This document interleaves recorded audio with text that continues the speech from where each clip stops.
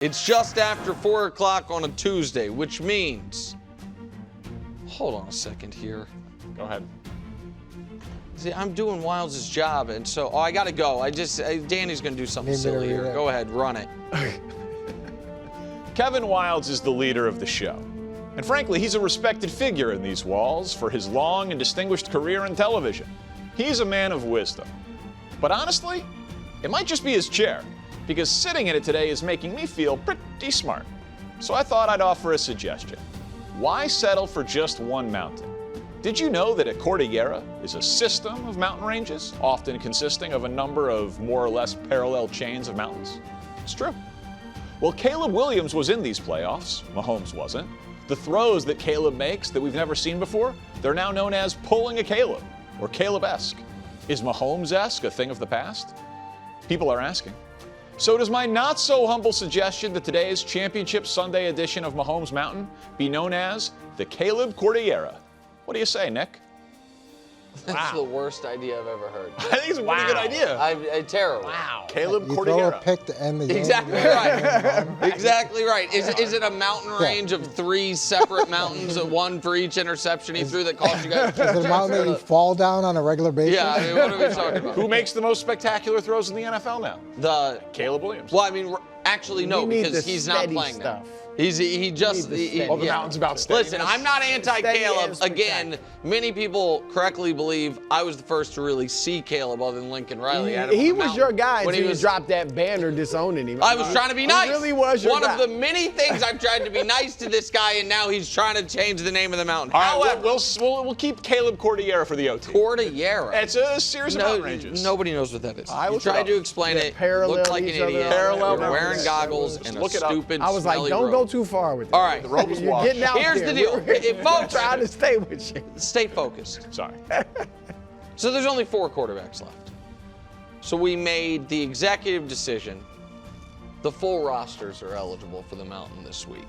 Oh my. We might do this as well for the Super Bowl. Then it will be right back to a quarterback-only segment, but it's not that much fun to rank just 4 quarterbacks. And by the way, we all know how it would be. It'd be Stafford at the top, Drake, and Sam Darnold in the second row, and then poor Jared Stidham by himself on the third row. That would be it. There it is. Spoiler alert for what it would have been. 7th row, Sam Darnold does make the mountain. Every quarterback didn't. Devontae Adams, Keyshawn Boutte, who I got to tell you, the connection with him and Drake has been really good, and that catch in the end zone was just unbelievable. Cortland Sutton, somewhat, I don't want to call him underrated. He was probably properly rated, but he's clearly the best weapon the Broncos have. Jonathan Cooper, who certainly I think is underrated because of the impact of the other Broncos defenders, most notably Nick Benito. Byron Murphy II, who's been awesome on the inside for Seattle. And Kyron Williams, who quietly had 1,200 yards and was super reliable for Sean McVay, particularly in that 3 tight end set. 6th row. I'm glad Wilds isn't here to hear me say this. He was right about Stephon Diggs. When they signed him, I thought they were paying him too much money. I thought he wasn't going to be healthy for week 1. I thought he could potentially be a pain in the ass.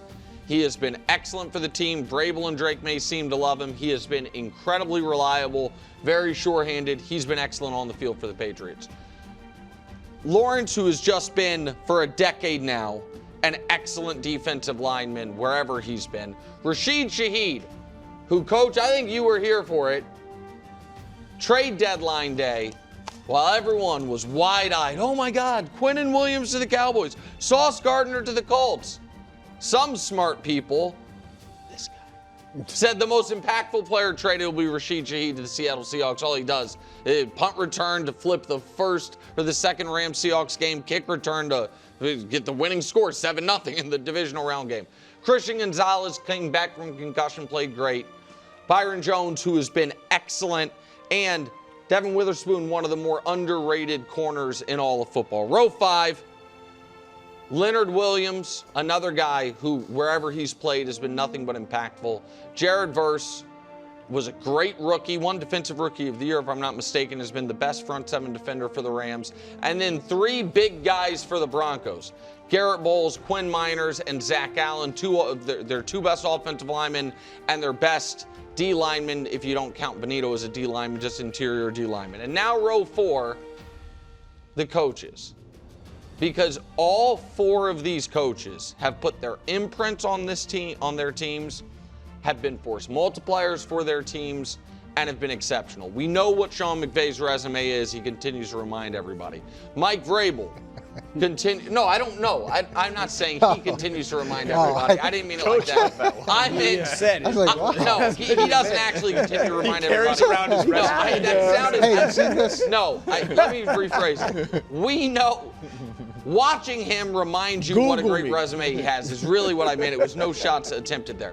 Mike Vrabel reminds everybody what dysfunction they must have in Tennessee for choosing a general manager who they fired 2 general managers ago over Mike Vrabel, as he instantly changed the culture in New England.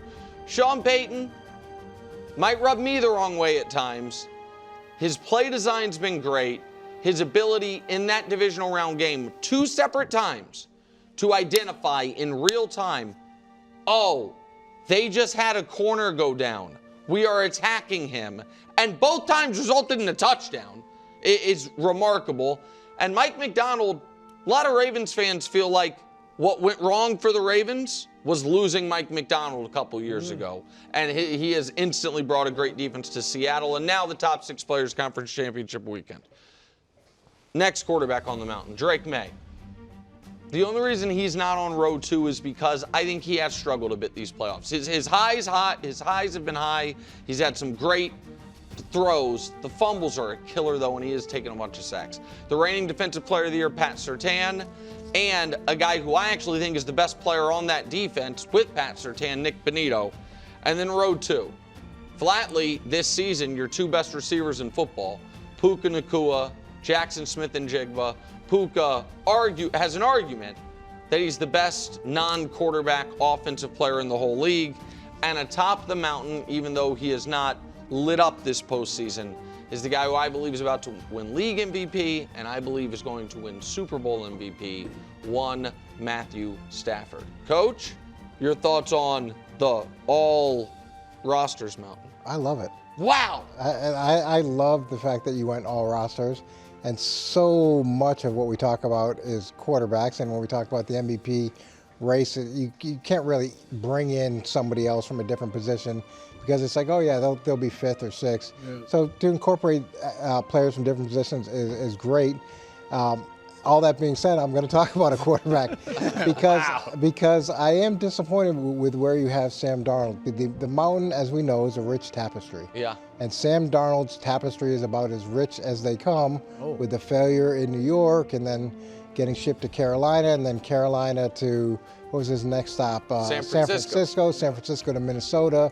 Minnesota, he goes 14-3. He can't secure the #1 seed.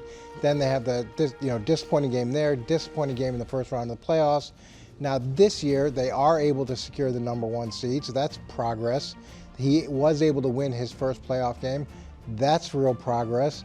And as much as I'm concerned about this moment for him, I'm definitely rooting for him to get over this hump. But even if he doesn't, he still has had a more significant impact than, take your pick. And this isn't about any one guy. This is about Sam Darnold just being too low. Well, so that's fair.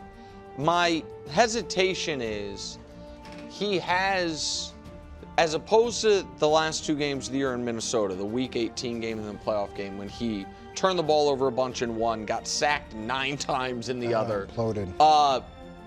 He has avoided the huge negative plays in Week 18 this year and then in the playoff game. But he's avoided them by not really having to do much. They scored 13 points in the one game. They literally scored the game-winning touchdown on the first play of the game, kick return, because the defense held them to 6 points. And, Dust, if we can show players from each roster on the mountain, so there's 24 total players, So the Seahawks have 8, Broncos 7, Rams 4, Rams 5, Patriots 4. Again, it's just my own accounting. So yeah, it's not the all-pro team. No, I get it. But I did include, by the way, every player that made the all-pro team is accounted for on this mountain. Oh. I do think that the Seahawks have the most non-quarterback talent. And that kind of fits, by the way, how these teams have gotten there. The Rams and the Patriots been powered more so by the MVP candidate quarterbacks. And the Seahawks and Broncos powered more, I think, by the all-world defenses. Well, in fairness, so Sam Darnold's in the toughest division, and Drake May, that record, or the opponent's record, was what, the worst since the 90s, or the? Yeah, it's the worst strength of schedule in NFL history, but for a playoff team. But still,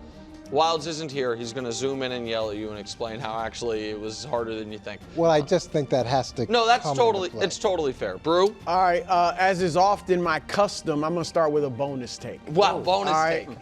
Kayshon Boutte, however you want to say it, he should be up. Oh. He has been their best receiver in the playoffs. He's got 141 yards in the playoffs. Almost, that's twice as much, more than twice as much as Diggs, but almost twice as much as any other player for the Patriots, and he's leading them in receptions.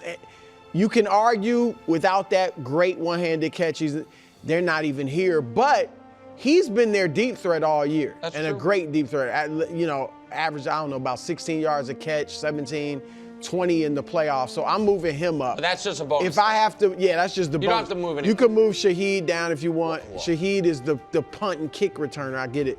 But number 3 receiver.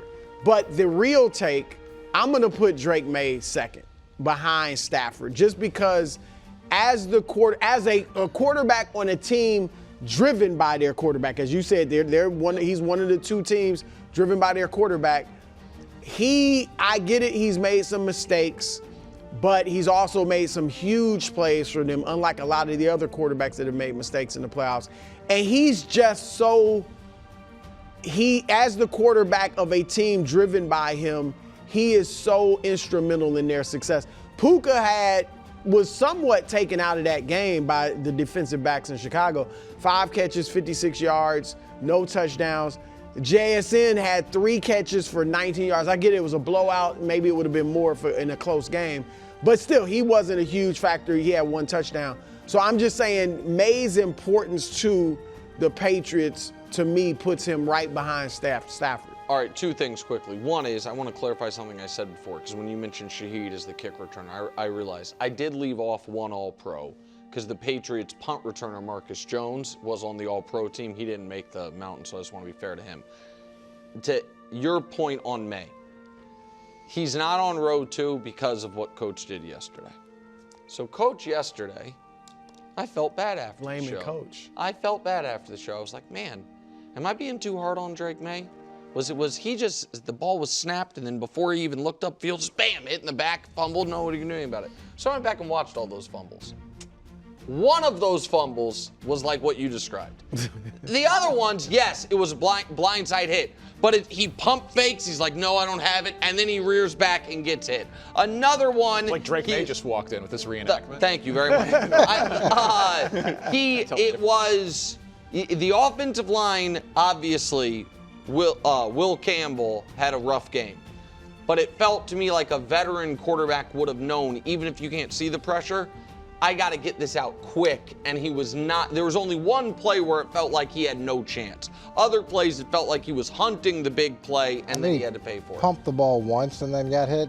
But Caleb on his interception was reading a book. Okay. Like, he was back there for 45 minutes. He had lunch, and then decided to throw the ball late. Caleb about it. I mean, Caleb, to be fair, also not on the mountain. Come on. Come on, Drake. You got to hold. Hey, also, you guys know, as much as I like Drake May, and I like him a lot, I'm always a little skeptical of small hand quarterbacks.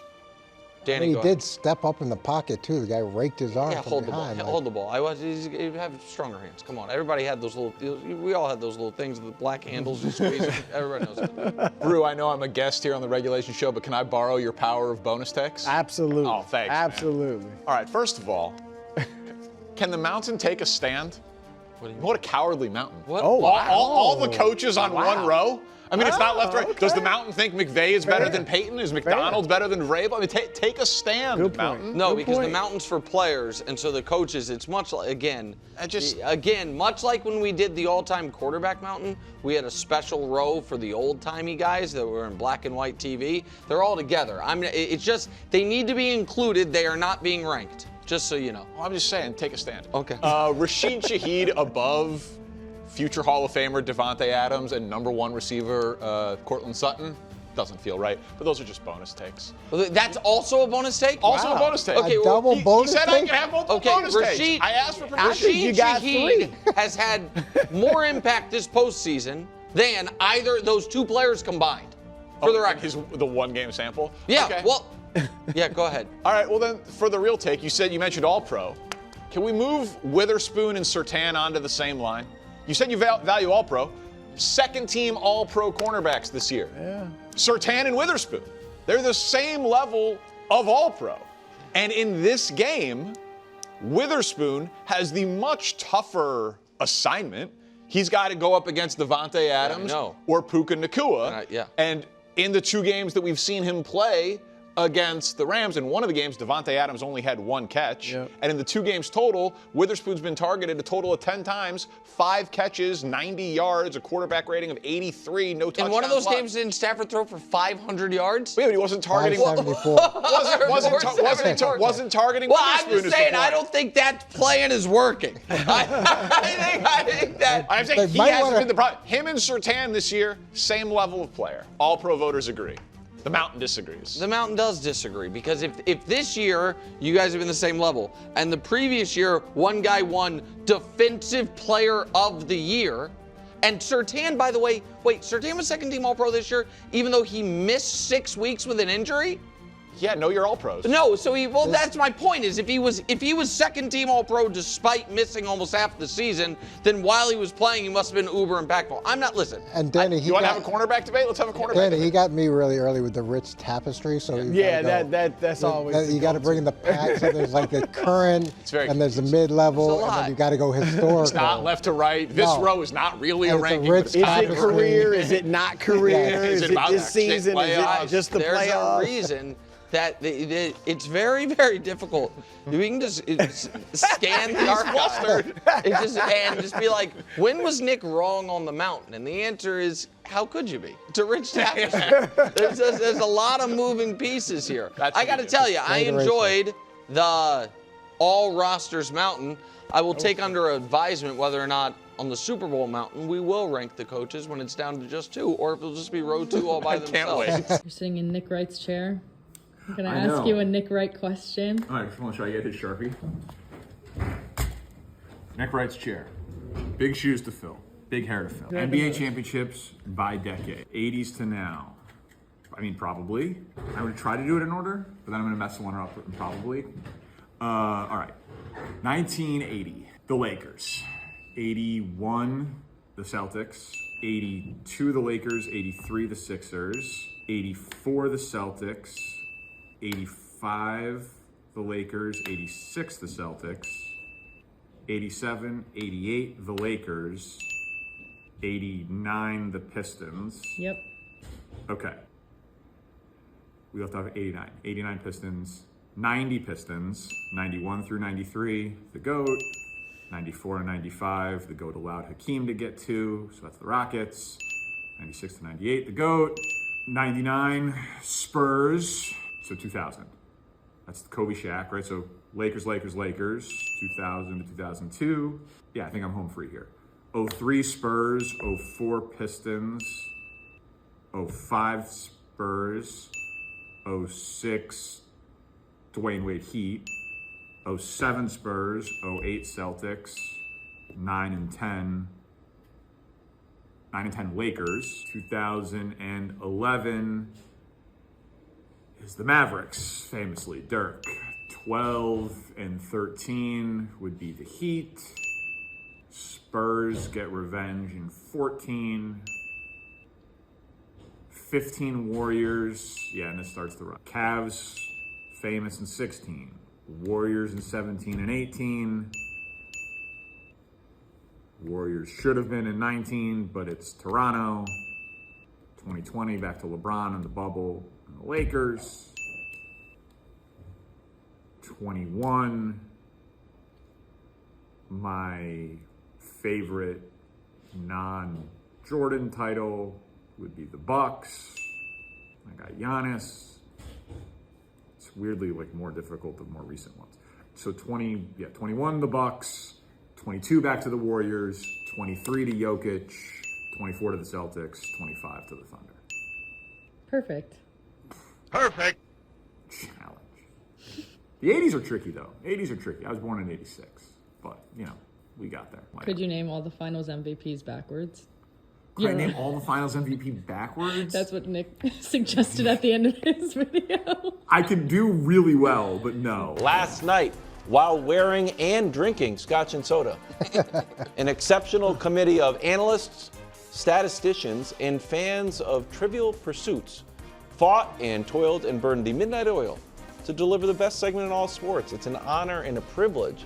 It's time for a special conference championship edition of Nick's Tears. Indeed it is, Kevin Wild. So, thank you for the great introduction as always. Let's get right to it. 4 teams left. Conference championship tiers. Show me the first row of the conference championship tiers, please. I think. Bronze medal game. Sorry, KW. But that's the bronze medal game because the real Super Bowl is Sunday evening on Fox. I mean, I'm a pro Fox guy. You can show the real Super Bowl. Well, we got it. They hadn't revealed it. This is how Cowboys-Niners in 1994 felt. It's like, okay, I guess the winner's going to play the Chargers. Some of the Super Bowls taking place. How Patriots-Colts in 2006 felt. And for me, it was like the winner's going to play the Bears, but we know the Super Bowl is being played right now. And it's how I wonder if the Patriots have ever been underdogs in a Super Bowl before. 14-point dogs? Again, Tom Brady ain't walking through that door. However, because KW, there's only 4 teams, it would be very brief tiers. Yeah, we'd have to go right to break. It would just be over. Special edition.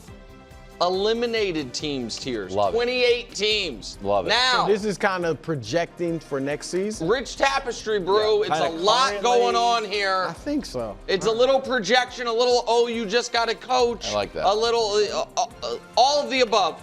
Bottom of the tiers, 28 teams. Arch watch. Again, Already. I know the Dolphins, the Browns, the Cardinals, and the Jets go into next year without a quarterback and don't think they're going to be able to draft one with their pick this year. So they're on Arch watch.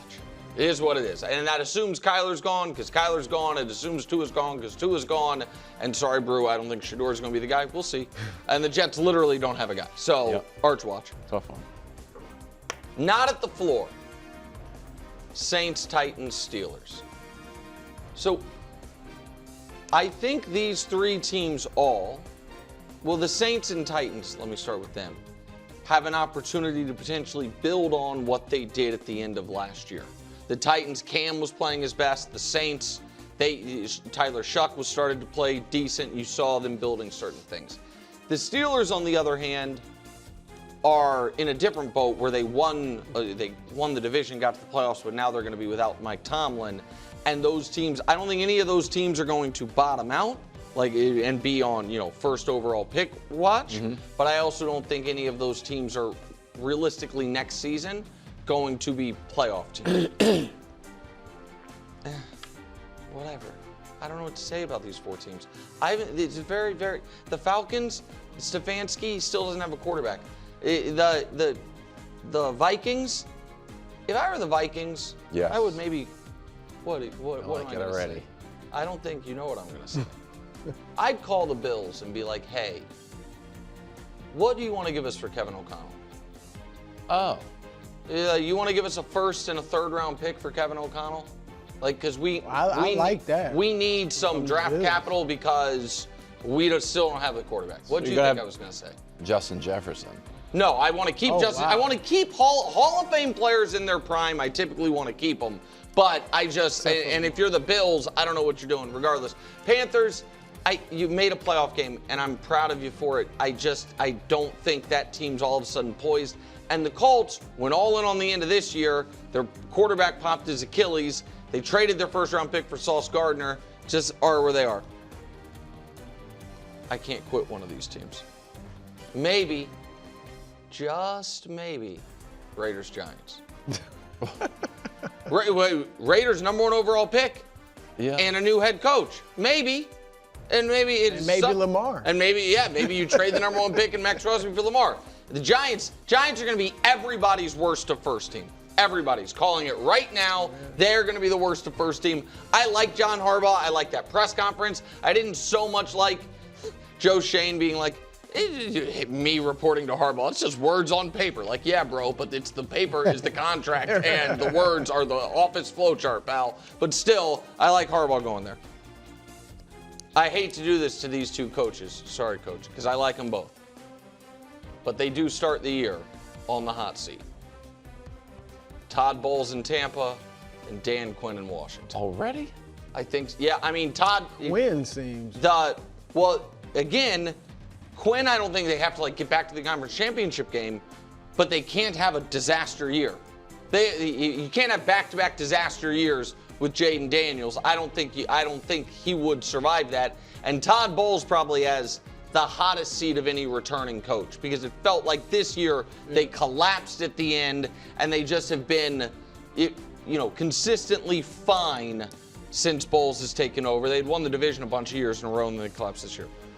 More of the same. Bengals, Cowboys. Listen, the offenses are going to be really good.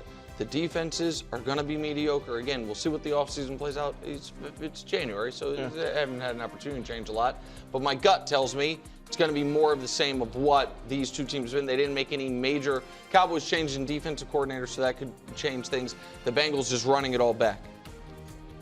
Sorry, Danny. Tough quarterback conversations. Because, listen, CJ Stroud, I don't think he's getting a contract extension, but he is going to be the Texans quarterback next year. Justin Herbert is obviously the Chargers quarterback for the foreseeable future. But there has been a lot of resources poured into these teams because they feel like they can win right now. And the defenses for both these teams are like, we can win right now. And CJ's just had down years. Justin's obviously just had brutal playoff games. But it is an odd spot where the faces of your franchises this year in the playoffs for both of them were the impediment to your franchise moving forward. Did they peak? Eagles-Niners. Now, the Eagles, if they did, at least you won a Super Bowl out of it, so there's no shame in that whatsoever. But the Eagles feel like we're in contention every year. But is the second half of the 2020s going to be nearly as kind to these two teams who were kind of the dominant teams of the conference? Right. Or is it going to be as good as the first half of the 2020s? My gut tells me no. My gut tells me the Niners going to 4 NFC Championship games, 2 Super Bowls, being that close. As much respect as I have for Shanahan, I don't think they're going to be able to duplicate that. And I think the Eagles are on the downward slope. Hope for health, Lions-Packers. Right or wrong, both of these teams feel like this year got ruined by injury. The Lions once again dealt with the defensive injuries, not quite to the same extent as last year. Obviously, the coordinator changes. The Packers legitimately they were 9-3-1, and then Micah goes down. Speaking of health, get healthy, Patrick. Don't know what to do with the Chiefs. Don't know where we can put the Chiefs until we know when is Patrick Mahomes coming back. If Patrick Mahomes is coming back in week 1, and they bring back Eric Bieniemy, which they did, and they have a top 10 overall pick, this team can be right back where they're right place, atop the AFC, obviously. If Patrick Mahomes is back in week 6 or 7, things change entirely. The B in SBOB. We always say it's not Super Bowl or bust. What is bust? Well, it was, because the bust was fired the coach. And for the first time in 50 years in the NFL, a team with an MVP quarterback in their 30s just outright fired their longtime head coach because they felt like the team needed that type of change. And last but not least, KW, you should like this. Atop the eliminated tiers, the Bears and the Jags. Nothing but great vibes. These two teams go into the offseason feeling exceptional. We got the quarterback right. We got the coach right. We overachieved this season. Both seasons ended on, I'd love that back interceptions by the quarterback, but the quarterbacks themselves are like, this was my best year of my career by far. Obviously, Caleb's career much shorter. And they go into this offseason feeling for the Bears, got some money to spend, for the Jags, getting Travis Hunter back, year 2 under a coach. Those are the offseason tiers, Coach. Not the offseason, the eliminated tiers, pardon me. Yeah, look, I love the offseason tiers. I loved yesterday's Mahomes Mountain. I think you're really upping your game here in the postseason. These are back-to-back really good days. I think there's a but. No, they're really, I mean, I don't agree with a lot of it, but I love the innovation. And I did call that you'd have the Bengals on the same tier as the Cowboys prior to actually seeing the unveiling of it, because I'm sure it's great minds. Lots of offense, but not enough defense. But I'm gonna bump up the Bengals, and here's why. So the Bengals right now have the 8th most salary cap space with $56 million. They've got the 10th pick in the draft, and they've got 8 other draft picks. They're the only team in the division with continuity, so that should give them advantage. So I get that. You know, having Lamar Jackson, that's still a problem. But whoever that coach comes in, there's going to be a lot of transition and a learning curve. So Cincinnati has a huge, huge advantage over everybody else in the conference. In terms of running it back, yeah, they're running it back in a good way because they've got all their offensive stars under contract. There's no contract disputes. So that money's been allocated. Now here's the issue. We've got to fix the defense. So offensively, right now, they have $170 million allocated to offensive players, and they have $70 million allocated to defensive players on the whole roster. The receivers alone make $61 million next year. So the whole defense makes $70 million, and the receivers make $61.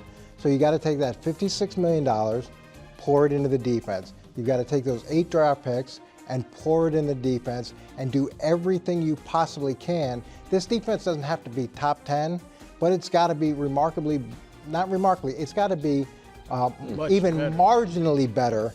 To me, I think puts them in a place where they can make the playoffs, and then if they make the playoffs with those stars and Joe Burrow, they've got a shot. So, I like that.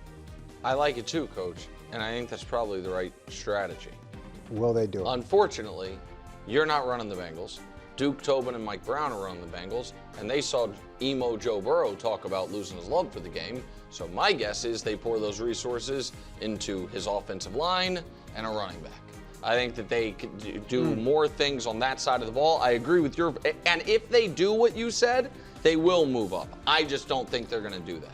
Yeah, I'm looking at it as a projection, the tiers, all right, because I see how high the Chiefs and Ravens are after down years. So I'm thinking this is okay. This is looking into next year. Tapestry. And because of that, Nick, I got to move your Jags down. I like the title. The titles are always great. Marshall, he's a good.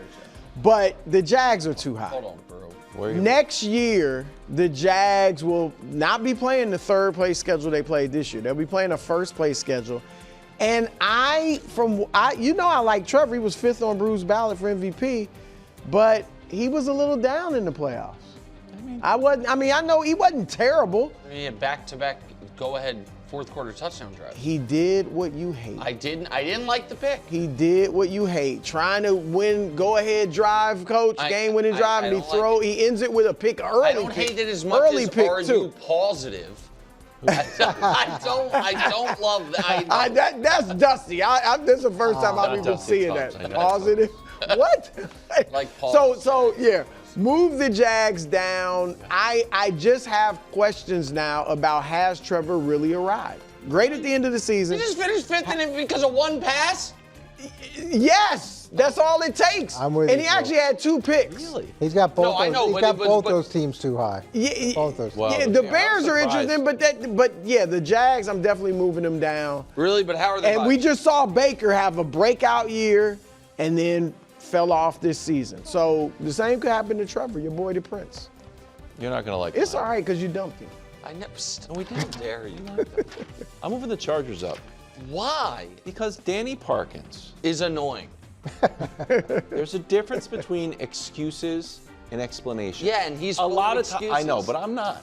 Hey, buddy. The explanation is because Slater and Joe Alt weren't there. Now, Danny also piles on a lot of other excuses. I'm just talking about the explanation. When they're both there, 10-5. That's 2 years ago. Well, that's the only data we have. They were there for the playoff game when he threw 4 picks. That was an aberration. Also, you got the 22nd pick. You go in, you get Caden Proctor from Alabama. He'll be there. What are you doing on my mock draft quarter? You talking about who's going to be available at the 22nd pick? I didn't use it. What are you doing? I'm out there. I'm doing my own stuff. Looking at, Caden Proctor from Alabama? Yeah, You're doing Roll Tide. interior offensive lineman Yes, scouting? you can't have it. You can't. I like Alabama. Okay. Mike McDaniel, are you actually going to go? We think. Yeah. He might get the Ravens head job. If he doesn't, he's going to go to the Chargers. Guess what? I like Mike McDaniel. In fact, I don't like it. I love it. Since when? Since I loved Tua and had the Dolphins going to the Super Bowl. You make fun of Mike McDaniel. No, I didn't. He's done some odd press conferences. I have no issues with his play calling. How does this graphic back up? I don't back understand up? this Look at graphic. 2023. You're saying. Second in points, That was 1 in 3 yards. years That's ago. what I like. Okay, what about the next 2 years? That's not his fault. What? Really? Why not? He's showing Quarterback was potential. there. Okay. I love him as an OC. Love him with Herbert. He's going to do fun stuff. Chargers should go up. I do agree with that, though. How did you not have Kansas You City? you higher got first? there strangely. Kansas City? What is but Kansas City I done? like the Chargers. Continuity. Continuity. Great quarterback.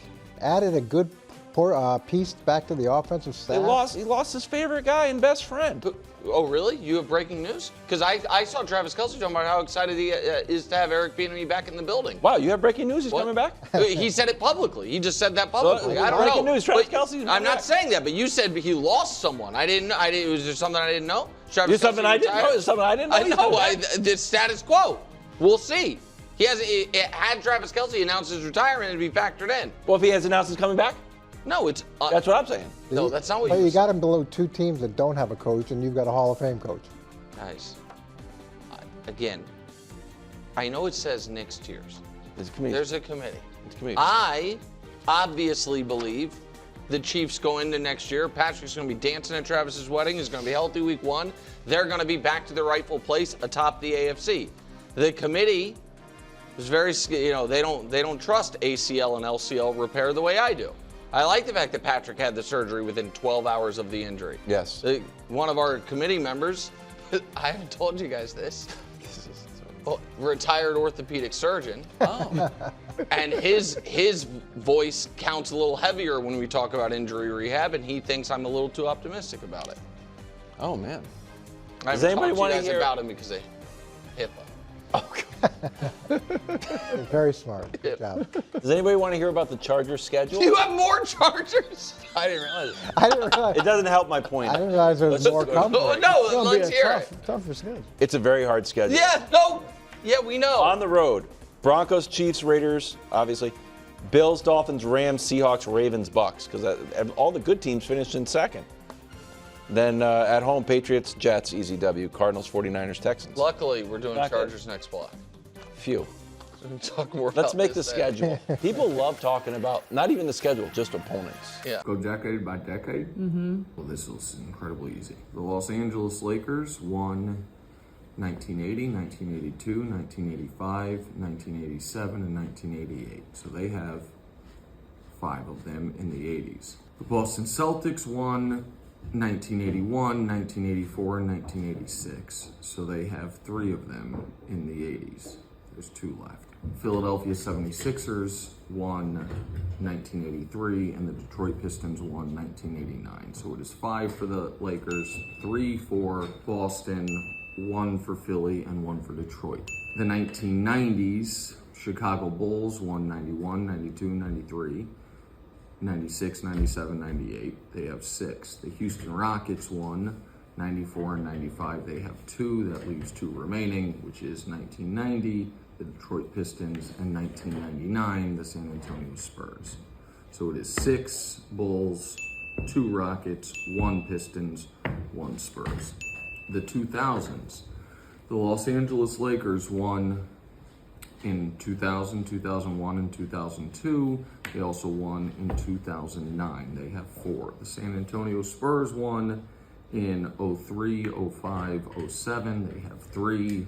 Detroit Pistons won, so how many is that? 4 plus 3, there's 3 left. Detroit Pistons won in 04, the Miami Heat won in 06, and the Boston Celtics won in 08. So that is 4 for the Lakers, 3 for the Spurs, 1 Pistons, 1 Heat, 1 Celtics. The 2010s, the Lakers won in 2010, and that was their only one of the decade. The Mavs won in 2011, that was their only one of the decade. The Heat won in 12 and 13, that was their 2 of the decade. The Spurs won in 14, the Warriors won in 15, 17, and 18. They have 3. The Cavs in 16, the Raptors in 19. So that in the 2010s, it would be Warriors 3, Heat 2, 5 left, and then a Lakers, a Mavs, a Spurs, a Cavs, and a Raptors. And then in the 2020s, 2020, the Los Angeles Lakers, 2021, the Milwaukee Bucks, 2022, the Golden State Warriors, 2023, the Denver Nuggets, 2024, the Boston Celtics throughout the year, and this past year, Oklahoma City. 1 apiece for those 6 teams. If you would like the finals MVPs, I can do it, but I have to do it in reverse order starting this year. Probably don't have the time. It's time for the most motivational segment in all sports and Broncos. Also a time where we read viewer mail. A lot of people just think that because we're so close to 1 billion views on YouTube and we're so current, we're very big on social media. They're like, certainly they don't just do old school mail. Wrong, we do. Christina went to the mailbox. Dear Wilds, love the show. Are you nervous about the updated Broncos quarterback depth chart that they just released? Cheers, Ryan and Brian. They did release a brand new depth chart since Bo was out. Stidham, Ellinger, and then, of course, the one and only Jackson Blade. Jackson Blade. Wow.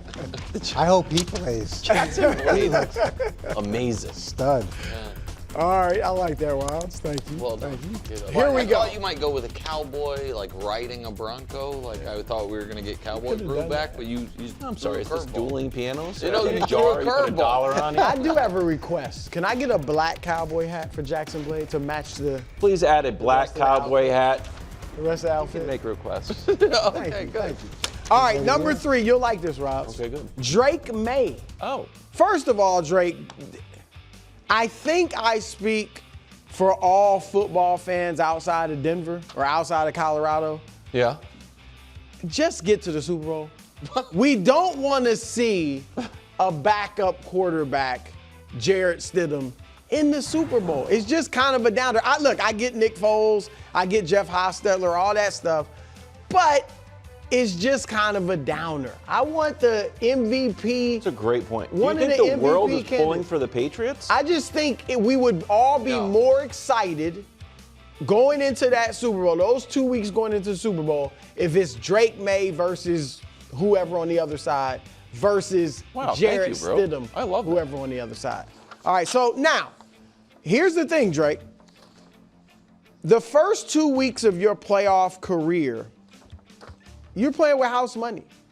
The Chargers, I get it, you're supposed to beat them, but nobody was going to kill you if you lost your first playoff game to a good team in the Chargers.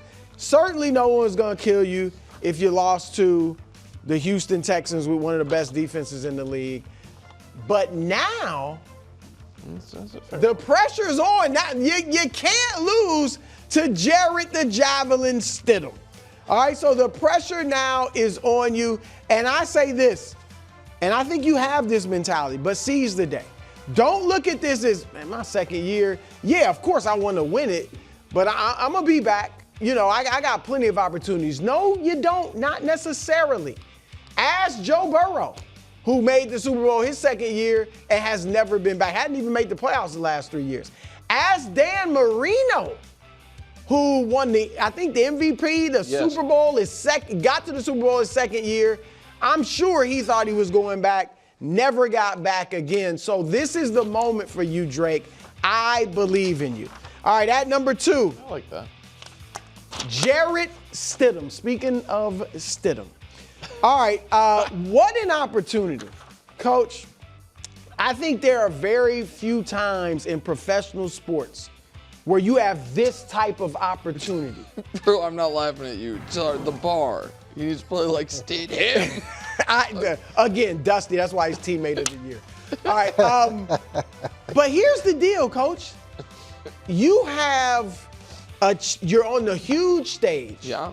You have a chance to get to the championship and make history, and there are absolutely no expectations. None. If you go out there and struggle, he's a backup. He's a journeyman. He hasn't thrown, this is true, he hasn't thrown a pass in an NFL game in 2 years. And you expected him to go out there at the AFC Championship game against a good defense and play well? If you don't play well, this is to me high reward, no risk. No risk. Now, there is a little, if you do play well, Jared, I think you put your name in the hat of potentially being a starter. I know you got one more year left in Denver as the backup, but maybe they trade you, I don't know, or, 2 years from now or a year from now, some team brings you in and you have a chance to start in training camp. So this could really change your career. There is a bit of a downside, though. Right now, you've been rolling off of nobody really knows. Nobody's seen you. Jordan Palmer loves you. Thinks you have, I guess, MVP potentially. He said you could play as well as Drake May. All right? That's what he said. Josh McDaniels loves you. Sean Payton loves you. So all of us who haven't seen a lot of you are like, well, these are good football guys. Yeah, sure. They say he can play. Okay. But now you got to go out there and show us. You'll lose all of that if you don't play well. I'm going to be honest, Jared, I don't really believe in you. But I do think you have a chance to win this game. I actually think that's on the board. Yeah, and Brew, you talked about him getting a starting quarterback job. He could get a Coors Light, could build a statue in front of the arena and wins a couple games. It's like Bud Light did for Nick Foles. It's happened before. Yeah. All right, at number 1, Sam Darnold. Mm-hmm. This is it, Sam. This is when you put the bust, pumpkin mold, all of that to rest. You bury it right now. You could go from I'm seeing ghosts to I'm raising banners. I'm wearing rings, or at least one. I'm wearing a ring. This is your chance, Sam, to do all of that. Also, and I should have said this yesterday, I would have won must win. Oh. Bragging rights in one of the great quarterback classes in recent memory. All right, 2018, you were the 3rd pick. Baker Mayfield was in that draft. Yeah. Josh Allen was in that draft. Lamar Jackson was in that draft. And you could become the first one of those 3 to not win a Super Bowl, get to a Super Bowl. Pretty good. That is some serious bragging rights. And so here it is. Now, of course, there is a downside.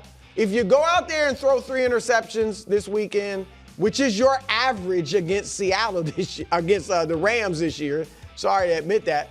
But if you do that, you are going to have to live with pumpkin mode, bust, all of that. Not bust, but pumpkin mode for the next year, at least. The next calendar year. Yeah. Unless you would go next year in the playoffs and be lights out and win.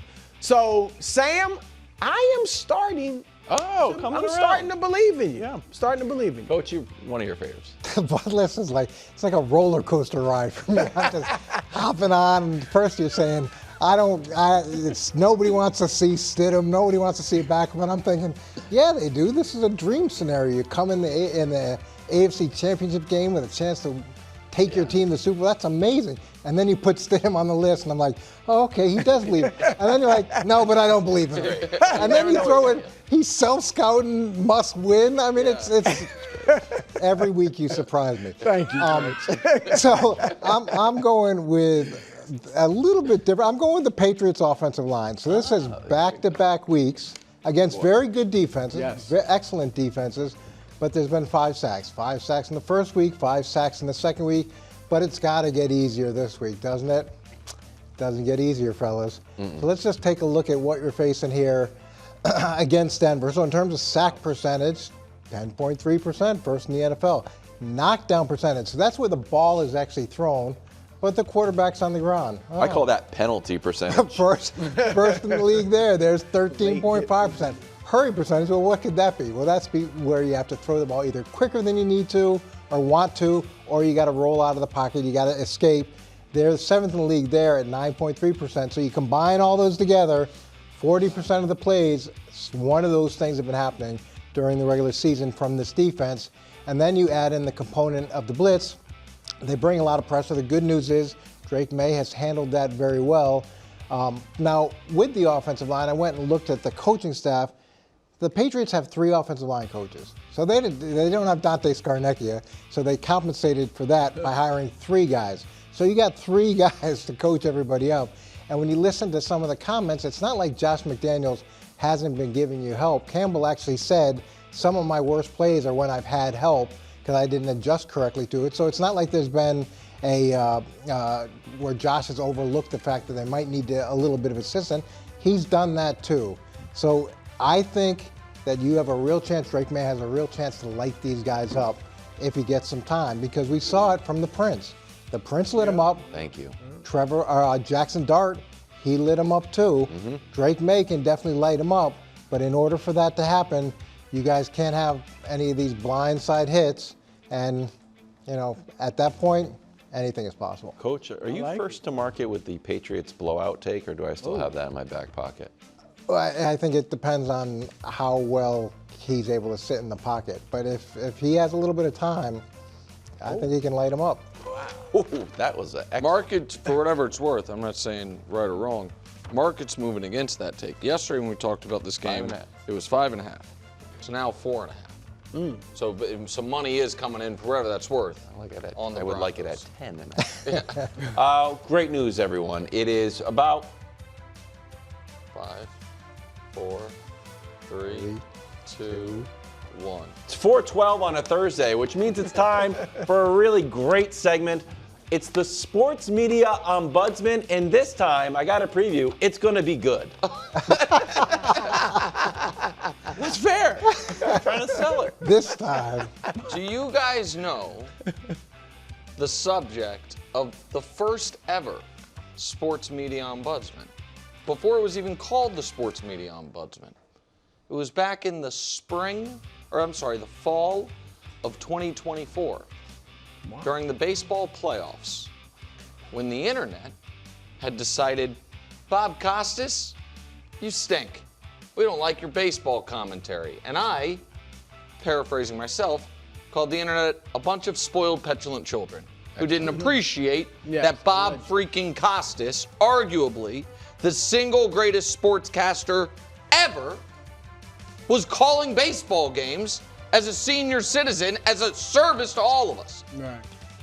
Now, I also, if I may, just a brief personal story, I had extra motivation for that because when I was 11 years old, I met Bob Costas, walked up to him and said, where'd you go to school? What'd you do? How'd you become Bob Costas? And not only did he say, I went to Syracuse, I worked at WAER, and from that moment, that's the only thing I said I was going to do. He gave me his home address and said, write to me. And not only did I write to him, I sent him all my sports takes 3 times a year, and then he wrote me back postcards, good takes once again, and it was the greatest guy ever. However, that criticism really did, it made its way to Costas's door from the internet, and he wasn't on the playoffs last year, and we were all the worse for it, because Bob Costas doing baseball is a great thing in American sports. Yes. Well, I was just so pleased to hear that this year, with NBC's coverage of baseball, Bob Costas is back.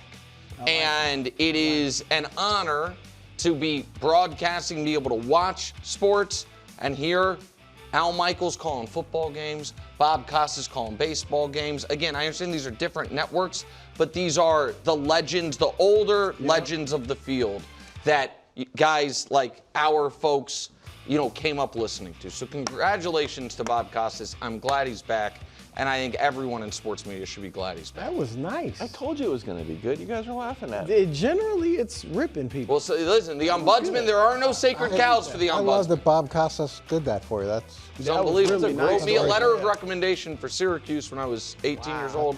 Saw him Pretty once amazing. a year. It was unbelievable. Yeah, it's great. It's pretty sick if you get a letter for recommendation from Bob Costas. Yeah. He did. He set up. to Syracuse. Just very quickly. He set up a meeting with me and the dean. I met with the dean, and the dean told me, "Listen, you have a recommendation from Costas. You're a smart kid, obviously." He's like, "But just so you know, you have maybe the worst radio voice I've ever heard. You shouldn't do it."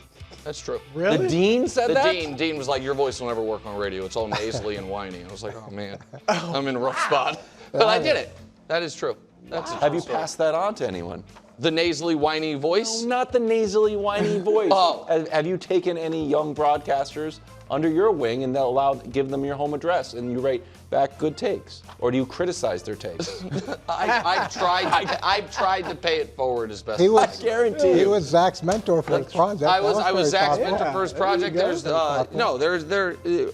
yeah, I don't want to need to get into that. Just Nice. glad to have I Costas. thought that was a great sports media. That was buzz. very nice. I like that. Back to the NFL, I am putting Keon Coleman, really the Bills, on the bud list because during Pagula's press conference, he decided to interrupt the normal procedure and say, I just want to stop down and basically call drafting Keon Coleman a mistake.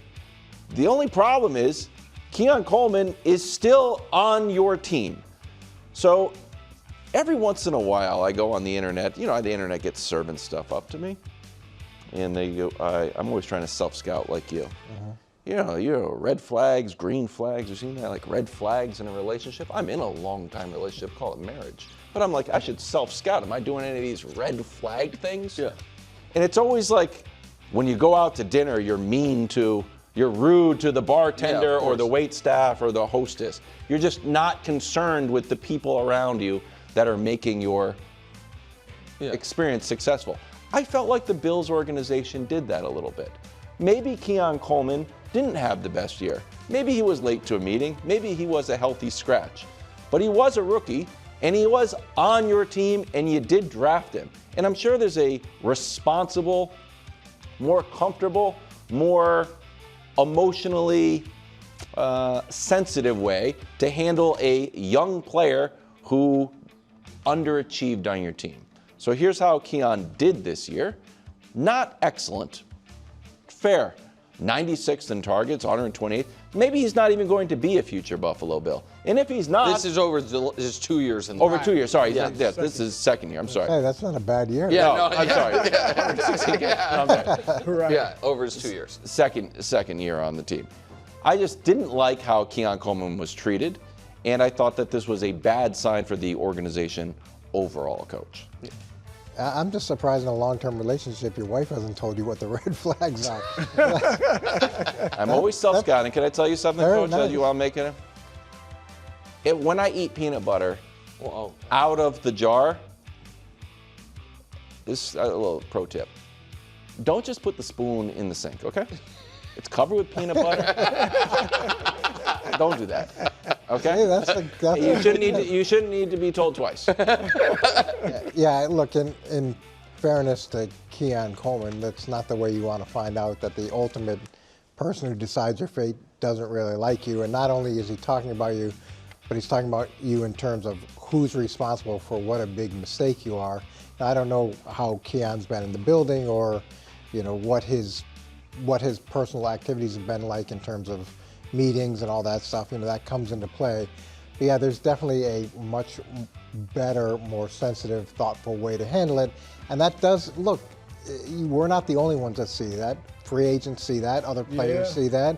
And this is a very harsh game, but they're still human beings, and human beings want to be treated with respect. And any team that was like, I might trade a 5th-round pick for 33rd overall pick, Keon Coleman. Now is like, I might be able to get him for a 7th round pick. You heard his But Brew, I think you'll be with me on this, in part because you do a lot of, I think it's fair to say, mentorship type of things.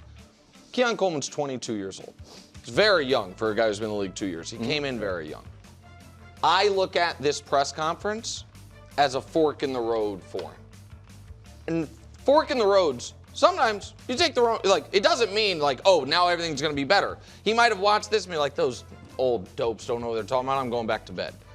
He also, I think it's on the board. He saw that and was like, I'm going to prove that old man so wrong. And you know what? That I am going so. to. Right, like that should have been. But he's had opportunities. No, not with them. But I'm saying for his career. I'm not saying. I think his career with the Bills is probably over. But who cares? Yeah. If you're Keon Coleman, you're 22 years old. You can play another 10 years of good football if you channel what made you the 33rd overall pick and get. It's been maturity issues. He's sleeping through meetings. He's doing stuff like that. And so maybe this was, while mean and poor form by the Bills, good for him if he takes it as motivation to prove them wrong. You hope so. The only thing I say is he's had plenty. I mean, when they didn't suit him up, all that stuff. He's had opportunities to be like wake up calls. Yep. And apparently hadn't taken them yet. But yeah, you hope that's how it works out. Coming up next, Sean Payton's bulletin board material. Next. I feel like we need Jackson Blade music. Oh, yeah. I like that. I got music, too. That does look good. Is there a Jackson Blade video game? I would play that. All right, let's see. I can do league MVP and finals MVP. I'll just do finals MVP. 25 Shea, 24 Brown, 23 Joker, 22 Steph, 21 Giannis, 20 Bron, 19 Kawhi, 18 KD, 17 KD, 16 Bron, 15 Andre Iguodala for the heroic feat of holding Bron to 36, 13, and 9. 2014 Kawhi Leonard for the heroic feat of holding Bron to 28 and 10 on 58% from the field and 50% from three. 2013 Bron, 2012 Bron, 2011 Dirk, 2010 Kobe, 2009 Kobe, 2008 Paul Pierce, 2007 should have been Duncan, was Tony Parker. Am I correct? Yeah. 2006 Wade, 2005 Duncan, 2004 Chauncey, 2003 Duncan, 2002 Shaq, 2001 Shaq, 2000 Shaq, 99 Duncan, 98 Jordan, 97 Jordan, 96 Jordan, 95 Dream, 94 Dream, 93 Jordan, 92 Jordan, 91 Jordan. 90, tricky. Zeke got one, Dumars got one. I think 90 is Dumars, am I right? No. 90's Isaiah, 89 Dumars, Yeah. correct? Okay, I'll deal with it. 88, Big Game James. Am I correct, James Worthy? Yeah. 87, Magic. 86, Bird. 85, Kareem. He won Finals MVPs 15 years apart. Am I right? Yes. 84, was 84 Dennis Johnson? No. Was it Bird? Yes. 83, Moses. 82, Magic. 81, was it Dennis Johnson? No. Who is it? Cedric Maxwell, that's what I meant. Cornbread Maxwell. 80, Magic. Keep going can be tough. 79, the Sonics won the title. Was that Dennis Johnson? Yes. 78 was Wes Unseld, even though he averaged 9 points, 11 rebounds. That was a bad one. 77, obviously, the Blazers won the title, and it's Bill Walton. Yep. The 70s are so weird. I'm going to have to go kind of to the bottom. First one ever, 69, Jerry West as a loser. Second one ever, the Knicks. Did Willis Reed win both of them? That's the question. I'm going to say yes. Is Willis the answer? Yes. 71's obvious. Kareem with the Bucks. 72, Jerry West finally gets his championship. I do not believe he won Finals MVP, however. Did Wilt win it? He did. 73 should have been Clyde Frazier. He had 36 points, 9 rebounds, 17 assists, or 7 rebounds, 19 assists, pardon me, in Game 7 of the Finals, but Willis Reed got it. Yes. 74, the Celtics are the champs. Dave Cowens was league MVP and was Finals MVP something stupid. Was it JoJo White? John Havlicek. Oh, John Havlicek. What did I leave out? 75 and 76? Yes. What was it? Just 75 is Rick Barry, 76 is JoJo White. JoJo White, 76. Patriots 4.5-point favorites in Denver. Rams 2.5-point favorites in Seattle. That game's Sunday at 6 on Fox. Now there's 4 QBs, a veteran who might punch his ticket to Canton, a phenomenon who might win MVP, a phoenix rising from the pumpkin ashes, and a guy I once championed but hasn't thrown a pass in 2 years. Nick, we'll start with you, kind of a cousin of Mostagain. Which QB would a win Sunday mean the most to?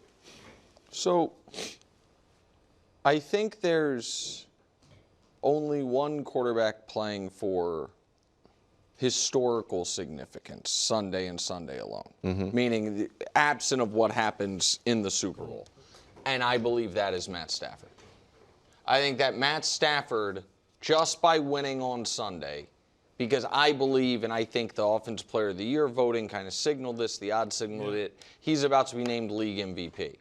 By winning Sunday, he is not the caliber of most of these quarterbacks, but he joins this list. MVPs that have been to multiple Super Bowls. Danny had this yesterday. I thought it was good. Brady, Mahomes, Elway, Bradshaw, Montana, Peyton. For a lot of people, that top row is the 7 greatest quarterbacks ever. Certainly the 6 greatest quarterbacks ever, pardon me. Certainly at least 5 of the top 8, depending on your feelings on Elway or Bradshaw. Then Kurt Warner, Fran Tarkenton, Joe Theismann, Brett Favre, Bart Starr. I think that if he wins this weekend, Coach, and I'm right that he's going to win the MVP, when we talk about quarterbacks this century, Brady, Mahomes, Manning, Rodgers, to me, are clearly the 4 best. He then is in the argument along with Brees, Big Ben, and himself, I guess. Like that to me is, if we were to say the 5 best quarterbacks of the 2000s, he then joins that discussion. I don't think, wow. I've never looked at it like that. I mean, because Favre, Favre is to me a 90s quarterback. Elway obviously retired in 99. Like so for me, like that is, he becomes historically significant. Can you run through it again just because I was trying to do the math? Quarterbacks of the 2000s? Yes. Brady, Mahomes, Peyton Manning, Aaron Rodgers. Okay. And wow. I think for most people after that is Brees or Big Ben. And I don't know how you want to split Kurt Warner, but I think Warner's probably beneath those guys anyway, with respect to Kurt. Stafford making another Super Bowl, winning league MVP, having these sick playoff numbers the moment he gets out of Detroit. If we show his playoff numbers, Coach, he's been for now a half decade the 2nd best playoff quarterback in the league. He's 2nd or 3rd in basically every category behind just Patrick. And so I think Stafford's my answer. The thing that I can't get my head around, though, with him is when you talk about Brees and Big Ben and all those other guys, they changed the franchise they were with. They elevated the franchise they were with. How bad Detroit had to be for him not to elevate that franchise? And I argue that Big Ben didn't elevate that franchise was excellent. His first year there as full-time starter, they went 15-1. I know they lost to us. I know, but but Coach, he was early on a replacement level young quarterback that the team was good enough to go 15-1. I don't want to say despite him. If you want to take him up, but Brees definitely elevated. I agree with you, Coach, on that. Like, and he had Calvin Johnson, he had Ndamukong Suh. Like, they had some good players. I know it takes more than different kinds of coaches. Yeah, Jim Caldwell had some success there. He was a Super Bowl winning coach. So can I say something about that? We probably shouldn't spend a lot of time on that. He had one legendary teammate in Calvin Johnson, and Suh's a great player. I do not think, though, that those Lions teams, like, man, those teams underachieved. Those teams had a ton of talent. They did make the playoffs, 4 times? I know that's in 12 years? Right. I mean, Calvin was great, and Suh's a great player, but that was, to me, a dysfunctional franchise. You're right, he couldn't lift it, and Brees lifted the Saints, but would Brees have lifted the Saints if he wasn't there with Sean Payton? And and so I don't know. Like, I just think Stafford becomes historically relevant if he makes another Super Bowl. Yeah, so for me, it's Jarrett Stidham. And we got to kind of quantify or qualify this answer. Now, this is win the game because of them, right? Not in spite of them. Because if C.J. Stroud won the game last week, it wouldn't have elevated his career. Like, we were looking like, oh, my God, I can't believe they won the game. So, to me, but you're saying he plays great. Yeah, he didn't even play. I don't even know if it's great, but he's got to be part of the reason they win, and definitely not the reason that holds him back or keep. So, to me, this is life changing to get the opportunity that he's getting. And you're right, he hasn't thrown a meaningful pass in a couple years. I went back and I watched the 2 games that he played in 2023 last night, and it wasn't bad. It wasn't bad. He was able to run the operation well. There was shifting, there was motioning, there were checks at the line of scrimmage. There were, I'd say, not a ton of wow throws, but there were some really good throws. There were a couple times he put the ball in danger on deep throws down the field, but they were willing to take those shots with him. The curious thing about him is there are 3 times in the goal line where they had problems: a delay a game, a false start, and a fumble in the 2 games. But that was the only time operationally where it didn't look right. So I understand why Sean has confidence in him based off of just watching that. He's not going to be able to run like Bo Nix. He doesn't have that same sort of escapability, but it's not terrible. It's not great. It's not terrible. But for him to go in this moment with this amount of pressure without practicing and then win the game, that changes the whole equation for him moving forward for any franchise looking at who could be the next Sam Darnold, who could be the next guy that maybe was undervalued but has a potential to be something special. Well, I think certainly if, like you made the stipulation, he plays really well. Like he's a part of why they win. They've got to be part of why they win. And so I'm glad you put that on it, because I'm saying Darnold, and that's the thing. If Darnold not just wins but like plays really well, then I think for him it rewrites his entire legacy. This is a guy who obviously was viewed as a bust, who was drafted ahead of Lamar and Josh Allen. So it was like, that makes it worse, because it's like you could have had one of these 2 guys. And so he's still young. He's 28. So this could really kickstart who knows what, the future. Because his numbers are good overall the last 2 years. I got a graphic later about he has struggled the second half of the season. But overall, his numbers are good. He's obviously won. And if he gets to the Super Bowl, I mean, you talk about, and I think, Nick, you said it was hard on one of the teams in the must win, and you're more to gain, more to lose. But the Lions, you said. Oh, yeah, Lions fans. With Stafford. The Jets, you bottom out so you can get that quarterback. Maybe they had him and didn't know what to do with him. Before we get to upset alert, I'd like to just say something controversial.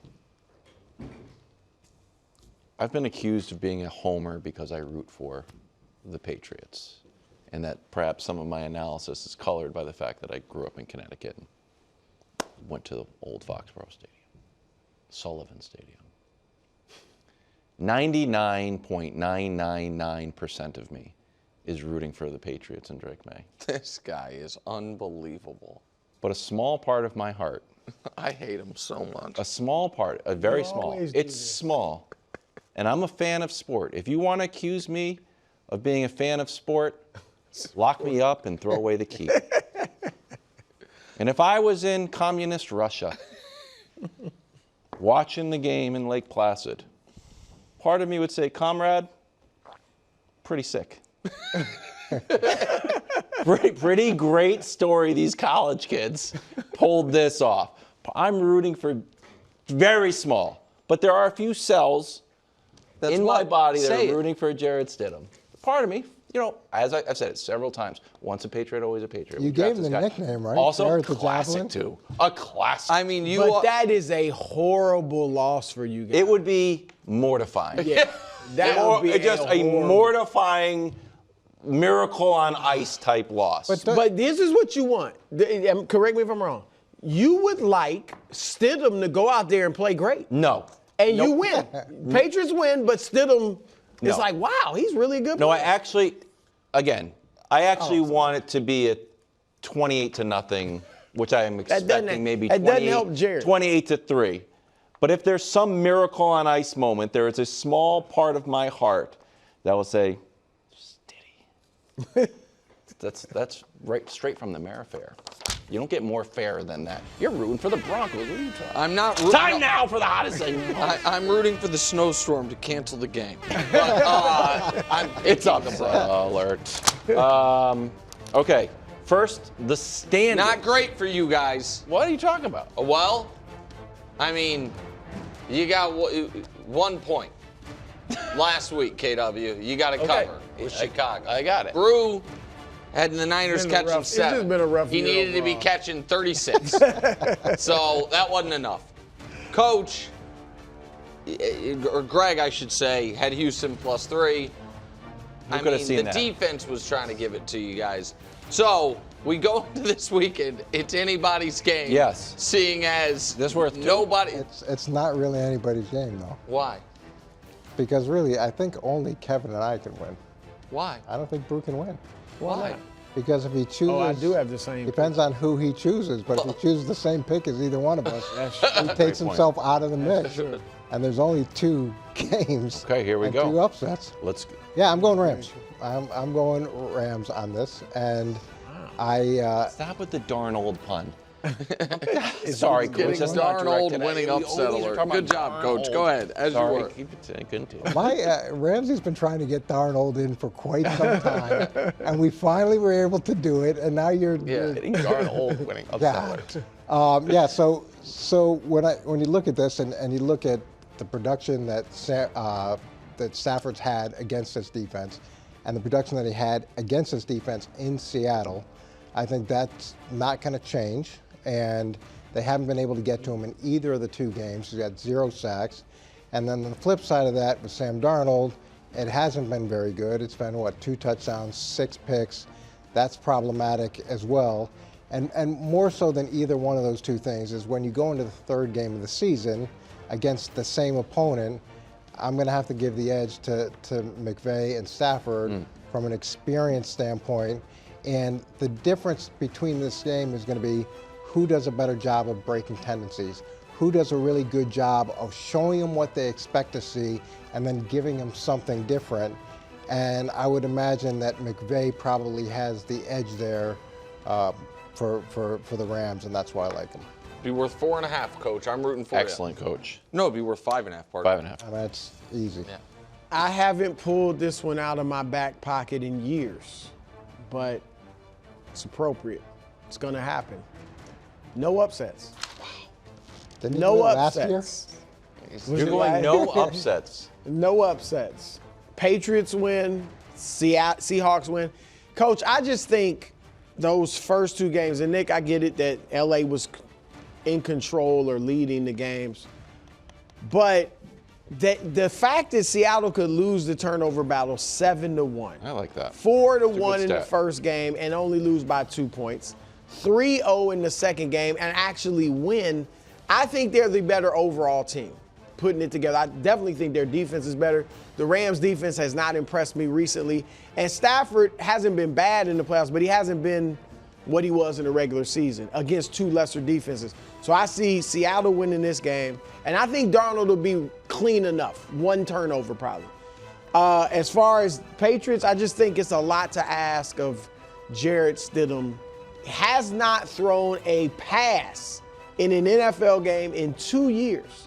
It's a lot to ask to put somebody on this stage with that situation. And so I got no upset. No upset. And how many points that were? You think first play of the game, they come out with like hard sell play action, take a shot down the field with them? I mean, that wouldn't be a bad idea. Get the, Walk them off? yeah. I got to tell you, it's just one thing after sitting next to Coach for better part of a decade now.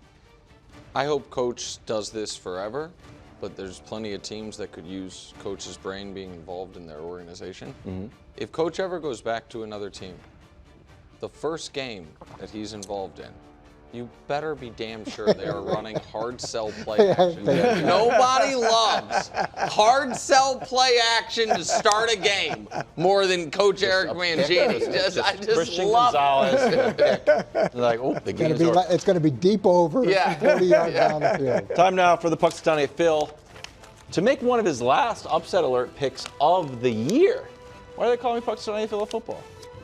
It's because I live in a log and I'm covered with fur. This is a real test of one of my favorite sayings: defense wins championships. Oh. Much like Chris Broussard, who I've learned a lot from, I too am saying no upsets. 0 upsets. Wow. Defense carries the day. Dusty, can we show my defense wins championships and the conference championship graphic. Patriots and Seahawks combined production this postseason. There have been 36 drives. There has been 1 touchdown, 6 takeaways, and the passer That's rating. 9, actually. 9 takeaways. OKW needs his glass. An opponent's passer rating looks to be 48.5. That's right. It's Brock Purdy, Justin Herbert, and C.J. Stroud. The defense is phenomenal. The Patriots defense will start to get some respect eventually. Someone's going to come around like, it was really good, the Patriots defense. But it's hard to prove against Justin Herbert in the offensive line and C.J. Stroud, who just keeps turning the ball over, and without Nico Collins, and now we have playing a backup quarterback. That being said, no upsets. Now, who should be upset? Who? Brew.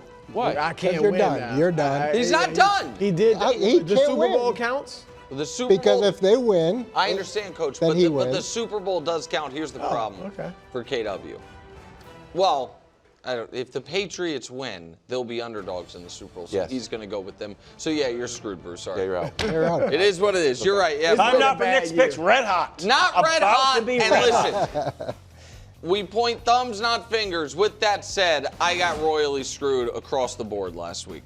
I have the Bills catching 1.5 points by kickoff. They're favorites. Josh Allen, just don't be turning the ball over. I had plenty of opportunities. I lose that one. The Niners pick was a bad pick. I'll own that. The Rams, I'm laying 4.5. They're up 7. Caleb Williams is facing the other goal line, 45 yards from the end zone, with 10 seconds left. Yeah. I'm wagering real American dollars on these events. That's a tough one. That's a really bad spot. Patriots covered for me. This week, though, I feel great. And it's bad news for you, too. Denver getting 4.5. Here's a fun stat. NFL playoff history. There have only been 9 instances of the home team getting more than 4 points. This is the 10th of a home dog in the playoffs of 9 or more. Those teams are 9-0 against the spread. Since the merger, has there ever been a home conference title team, conference championship game team, as underdogs this big? No. What about the team at home in conference championship games with a rest edge? Because the Patriots played Sunday and the Broncos played Saturday, and they don't have to travel. 21-7 straight up. Stidham got a 2-year rest. Exactly right. Very well rested. Will Campbell's reaching for Nick Benito, Hey. can't get to him. Drake May feels the pressures like, no, I still can take the shot. Oh, the ball's on the ground. Sean Payton looking smug as ever. 17 Denver, 16 New England. Hard to get to 16, but they could do it. How would you do it? 1 touchdown, 3 field goals. Broncos win, catching 4.5. And last but not least, my favorite bet of the entire year. The Rams are the best team in the NFL. The Rams, record notwithstanding, have been the best team are better than the Seattle Seahawks. The Rams, Sean McVay against Seattle and career 13-6. Last 15 against Seattle, 12-3 against the spread. Matt Stafford, as good as any quarterback in the world, not named Patrick Mahomes in the playoffs in the 2020s. The Rams dominated the Thursday night matchup for 3.5 quarters, and then Rashid Shaheed returned to punt, and Rashid Shaheed got out loose on an end around, and all of a sudden we're in overtime. The Rams got away with their bad playoff game last week. McVay came on after and was like, I hated my play calling. I let the team down. True. I got conservative at the end. They got away with it. We're about to see the first great Rams playoff game this season, this Sunday evening on Fox. The Rams win outright, 31-20. 31-20. Rams catching 2.5. Broncos catching 4.5. Both win outright. That's a 2-0 weekend. Which is the lock? I'm glad you asked me, KW. What? Both of them. No. Both of them. That's Double not a lock. lock. Double lock. Can you have a double? Double. I can do whatever I want. Double lock. Pulling for you. Double lock. I want you to be successful. I am wildly successful. It's 4.5. I don't know if any of us 9-0s had a new quarterback starting like that. Yeah. No way to tell. There is no chance Danny goes perfect. 89. Name every Super Bowl champion since 2000. I'm not going to need to write anything down. I'm not going to be good at this. Do I get extra points for naming this one? Chiefs over Bucks in a few months? It's about to happen. 2024 Super Bowl was the Philadelphia Eagles over the Kansas City Chiefs. The Eagles. The Kansas City Chiefs over the San Francisco 49ers. Chiefs. The Kansas City Chiefs over the Philadelphia Eagles. Chiefs. Kind of gross and not memorable because the Chiefs weren't in it. And people right now are like, wait, who was that? The Rams over the Bengals. Gross. So we had the Bengals-Rams Super Bowl. Right, so Rams. The Bucks over the Kansas City Chiefs' fifth string offensive line. The Chiefs. The year before the Rams, you were saying the Chiefs won.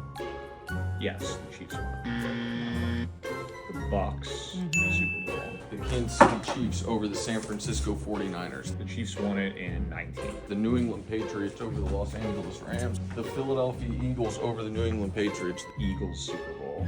The New England Patriots over the Atlanta Falcons, 28-3. All right.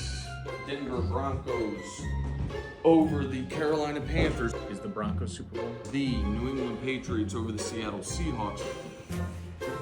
The Seattle Seahawks over the Denver Broncos. The Baltimore Ravens over the San Francisco 49ers. New York Giants over the New England Patriots. The 11 Super Bowl for the Giants. 2011, the Giants made it en route to the Super Bowl, beating the 15-1 Greg Jennings and Aaron Rodgers, defending Super Bowl champion Green Bay Packers. The Green Bay Packers over the Pittsburgh Steelers. Can I get a ding?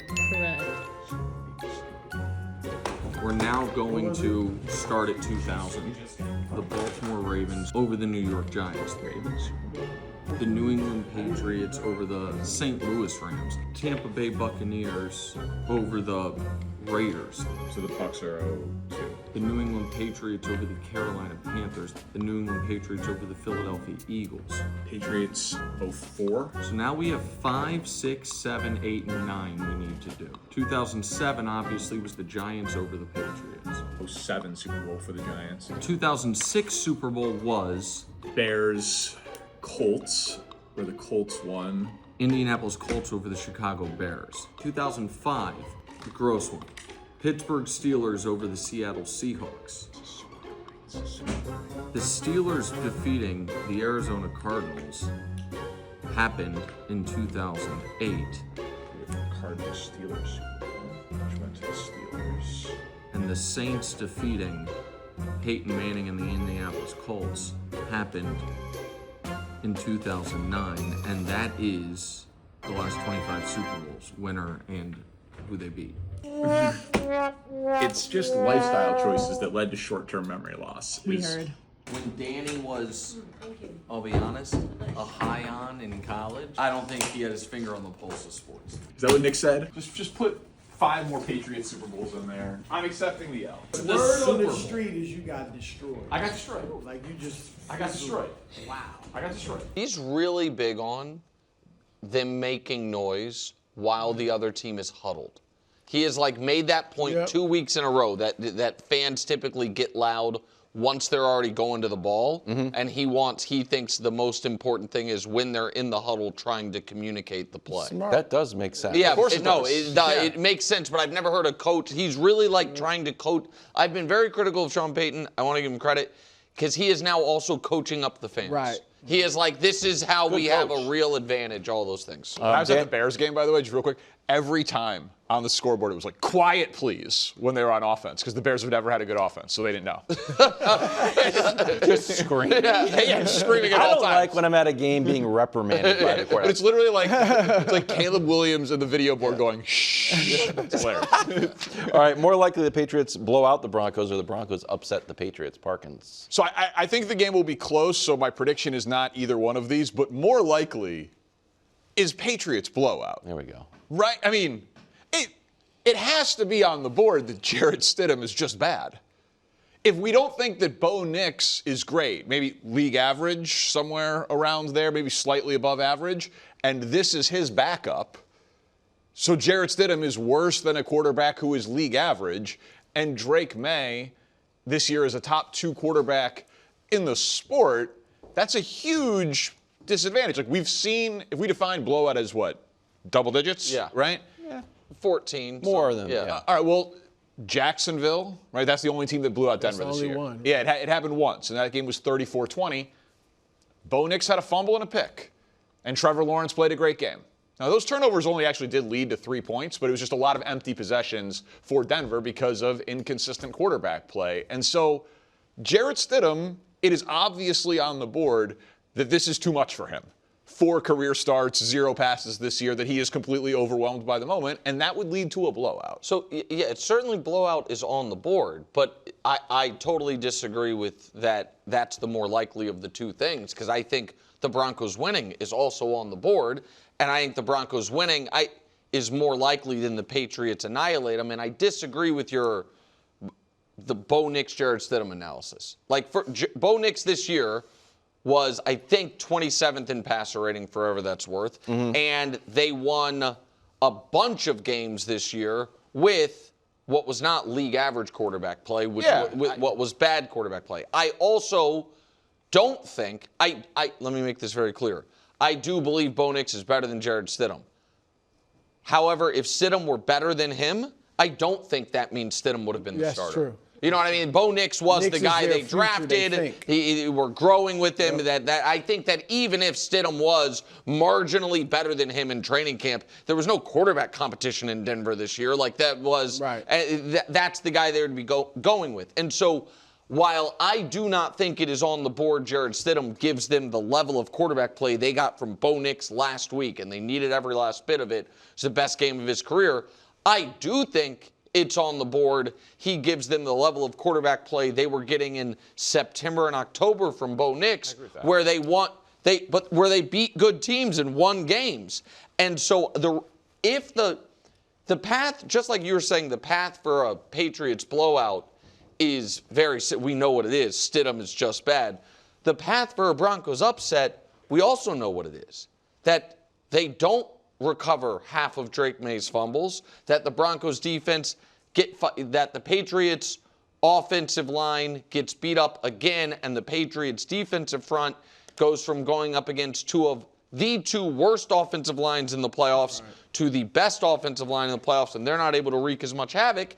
And this is a 13-13 game in the balance, and you have a young quarterback on the road to go to the Super Bowl. Like like you said, I'm also not predicting the thing that I think is more likely, but I think we are more likely on Monday to be discussing a 16-13 Broncos win than a 31-10 Patriots win. I do think that.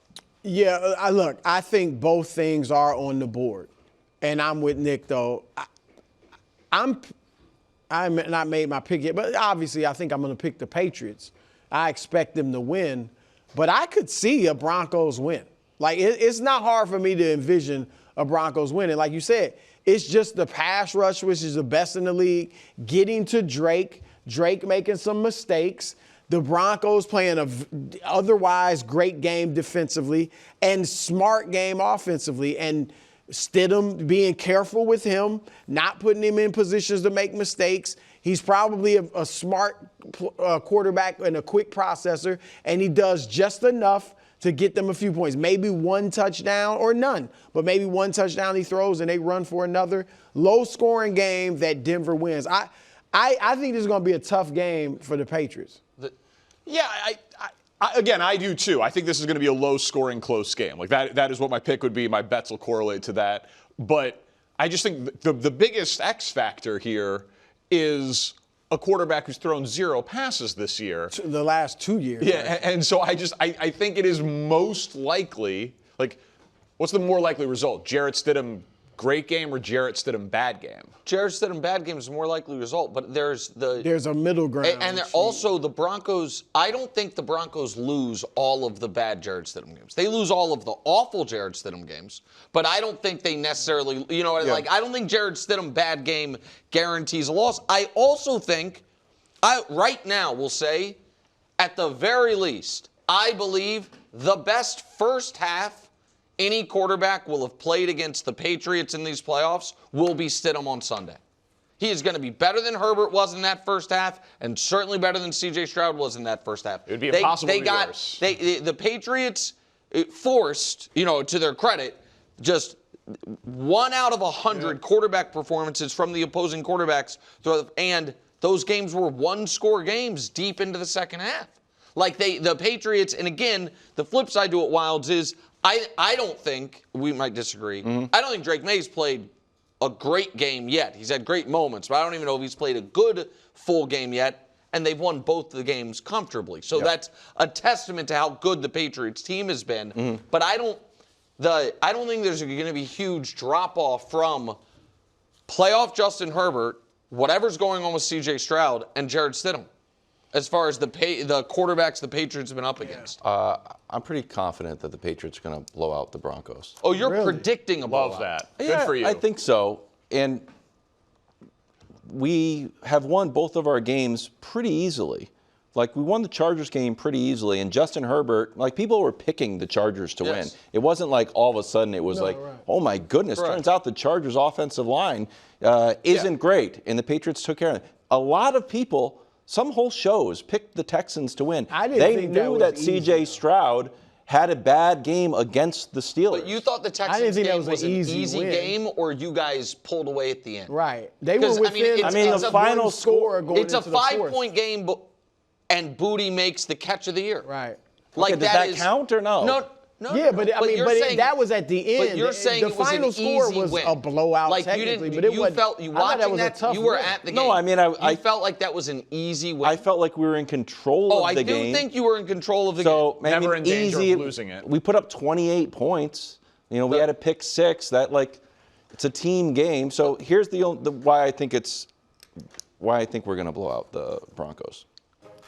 One, and this is like, well, this is going to be close. This is going to be, iron sharpens iron. Drake May is the best completion percentage. Broncos defense is, best at stopping it. But Danny, I'm going to read you a list of quarterbacks, and you tell me which one you think Drake May belongs in. And look, hurt people. Okay?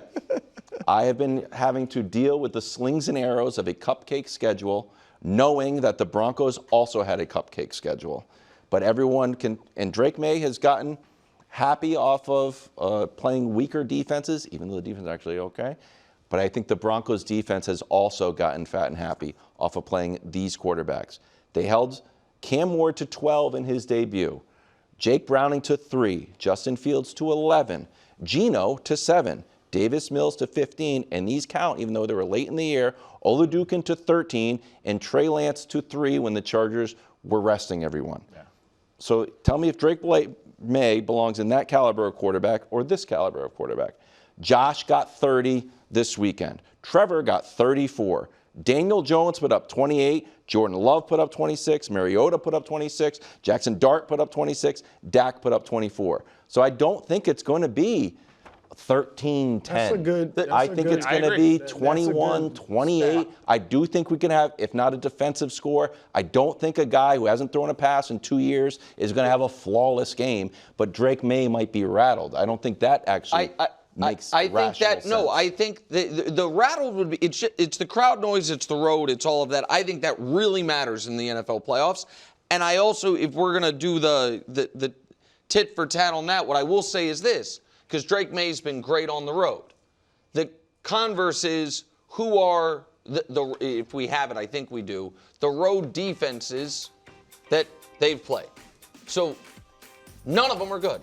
The best one's the Bills, and you swore to me all year the Bills' defense was bad. So this is far and away the best defense he has faced in a tough environment. And so I do think like that is the... And there's a big mismatch of Broncos pass rush, Patriots left side of the offensive line. Like that could just, there could be 3 more fumbles in this game. Yeah. Right? Like that is just a undeniable mismatch. If you turn the ball over a bunch of times, correct. I don't care if you're Patrick Mahomes in the Super Bowl, it's not going to work. Yeah. He has to hold on to the ball, but I am predicting a comfortable win, and I think that instead we come on like, oh, it's, 14-10. I think we're saying, of course. The defense is really good, and they're playing an MVP against a guy who hadn't thrown a pass in 2 years. When you say it like that, it makes a lot of sense. You know what, Danny? Yeah. That's why you're teammate of the year. Oh, wow. Thanks, buddy. Rams Seahawks Sunday at 6. This one's on Fox. Darnold says he's going to play confident. Just for the record, not always. Danny, is it on the board that the Seahawks are an all-time great team? Shockingly, yes. I like this. I've said that they have been the first or second best team in the NFL all year. And they have the most blowout wins, and they have the best point differential. So those were things for like this season. But I honestly hadn't really looked until Pack Stats yesterday in the comparison to the Legion of Boom of where they ranked historically. But if you do scoring 28 or more, and we have the list of the teams here, and allowing 17 or less, it is a who's who of some teams that you just know. And only the 90 Bills did not win the Super Bowl. And if you look at it, it's like, okay, does it feel like a Sam Darnold-led team belongs on that list? Probably not. But if all of the underlying stats and the accomplishments, and then they have to get it done, right? Like the 90s Bills also did not win the Super Bowl. But if they actually end this thing with a Lombardi trophy, and the stats are their point differentials all time, their points allowed is low, their points scored is high, why wouldn't they be? Go ahead. I say the thing, if they can you can put that list back up there. The only quarterback who wasn't great, Mark Rippon. Yeah, Rippon and Jim McMahon with the Bears. Well, right, but Mark Rippon he was second team All-Pro that year, fourth in MVP. That wasn't Riggins? Riggins was before that. Before, correct.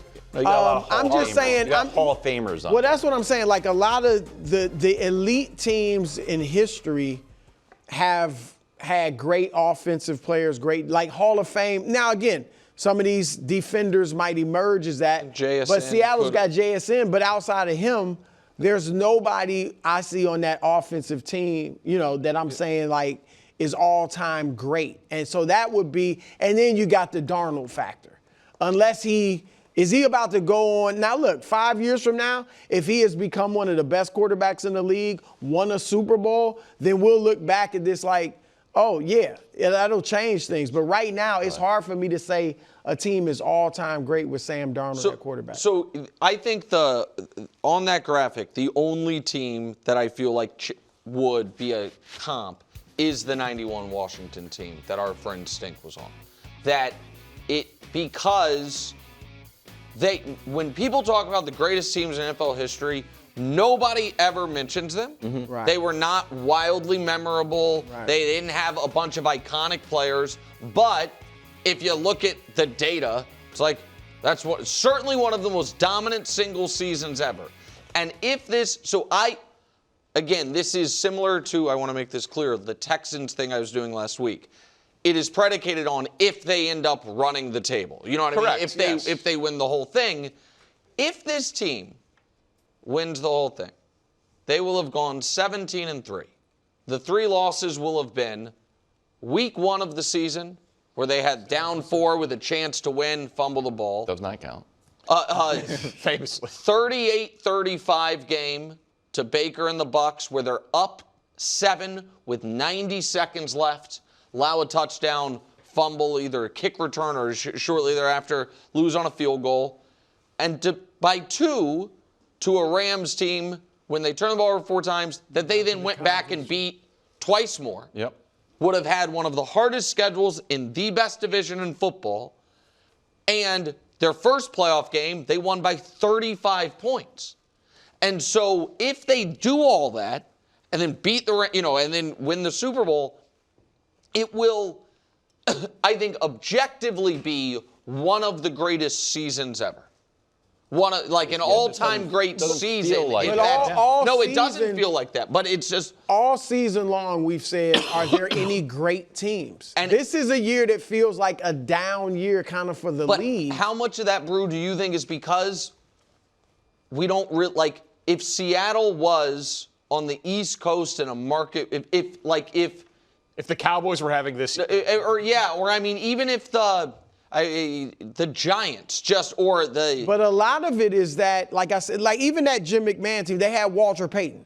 They don't have an elite all-time running back, an all-time quarterback. JSN, okay, I'll give you him. Could be. But like that, in that Washington team, that's a great comp. Like you said, the data would say they're one of the all-time great teams. Does anybody think of them as one of the all-time great teams? I wonder if it's because we don't have any momentum for this team. That it's not even like the Chiefs team that you saw, lose to the Patriots, but here comes Mahomes and Tyreek's That's explosive. And even the Eagles had a great run. Like they lost in the Super Bowl, then you have a story. This is just bang. Sam Darnold's now on the Seahawks, and they're an all-time great team. What did they win last year? 10. They won 10 and missed the playoffs. And missing the playoffs, I guess, because they were good last year. McDonald was talked about as a really good coach last year, and their roster is deep. And I went back and looked because Stink would say 91 Washington, best team in NFL history, and then you go back and look at it, it's like Ernest Biner, like Darrell Green, like you know what I mean? It's like a weird Darrell Green, excuse me. Yeah, it's just like it's a weird moment in time. But there were 6 guys who made All-Pro that year. Can I ask you another question, Danny? And don't mean to put you on the spot if you don't know it, but you are the king of cool stats. Oh, here we go. Does the 20 whatever you put the cap on it, 28-17, I think, is like the new sort of offense skew this at all when we're comparing teams from the 90s, or is it? Oh, you mean because it would cut in both directions ways. Because that would mean I would it's harder think, to keep teams under 17. I'm trying to think no, of I mean how it affects it. I think this is. Listen, I'm going to pick the Rams this weekend. I think the Rams had bad punt coverage on Rashid Shaheed's return, and that's the reason they're not the 1 seed. I've disagreed with Brew. Rashid Shaheed. But I disagreed with Brew that there's not a great team. But the great team that I think is playing in this game is the Rams. It's like I am not projecting any of this, but this to me feels like, as an element almost of fairness, if you have played one of the toughest schedules in the toughest division, had the best record, annihilated your first playoff opponent, and you have been blowing people out all year, even if going into the year we didn't really believe in you because we don't really believe in your quarterback and you play in the Pacific Northwest, like, to me, that is... You are right there on the verge of calling Sam Darnold elite, though. You're right there on the verge. No, but you could be on an elite team without having an elite quarterback and some of the guys there. Yeah. What's interesting to the era point, though, the Eagles would tell you that last year's team was an all-time great team. They kept saying it. And by point differential, they were.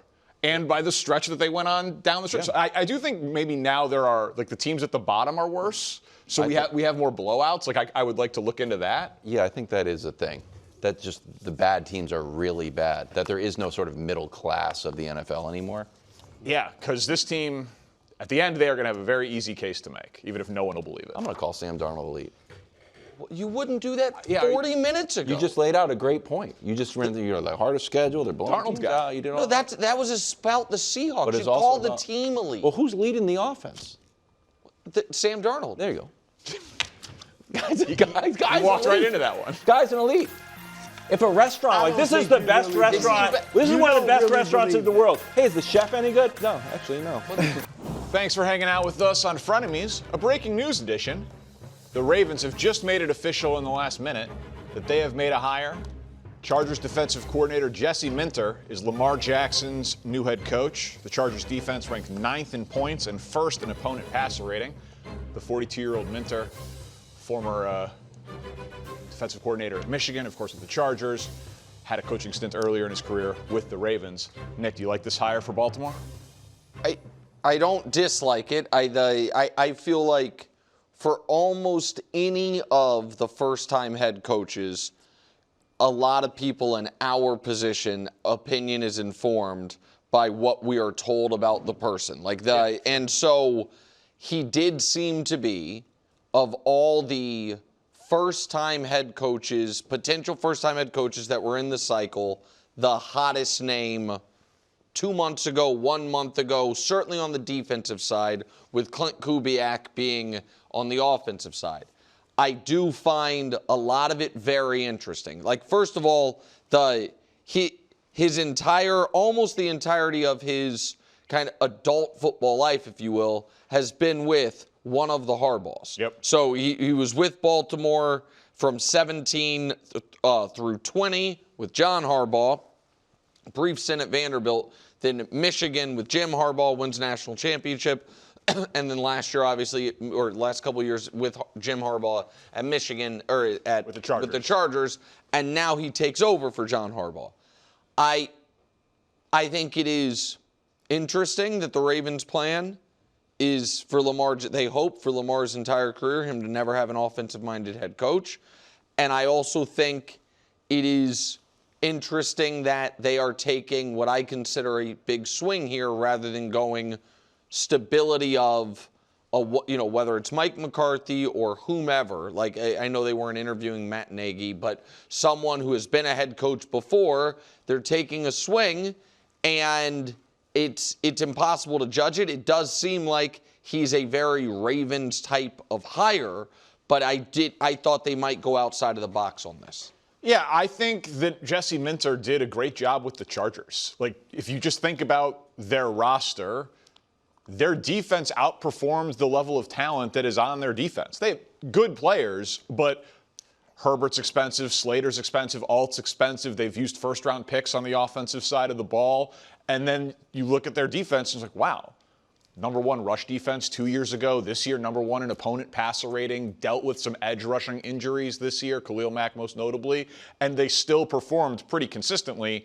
I have no other deduction or conclusion to come to there than that's good coaching, right? Like, they overachieved relative to the talent level on that side of the ball. I like younger coaches, so 42 years old can just, you got a long runway in theory. If it works, you can be there for a long time. But I, too, would have thought they would have gone offense, because the thing you've got to figure out is, can you transition Lamar Jackson from great quarterback and elite athlete to just great quarterback as the athleticism wanes into his 30s?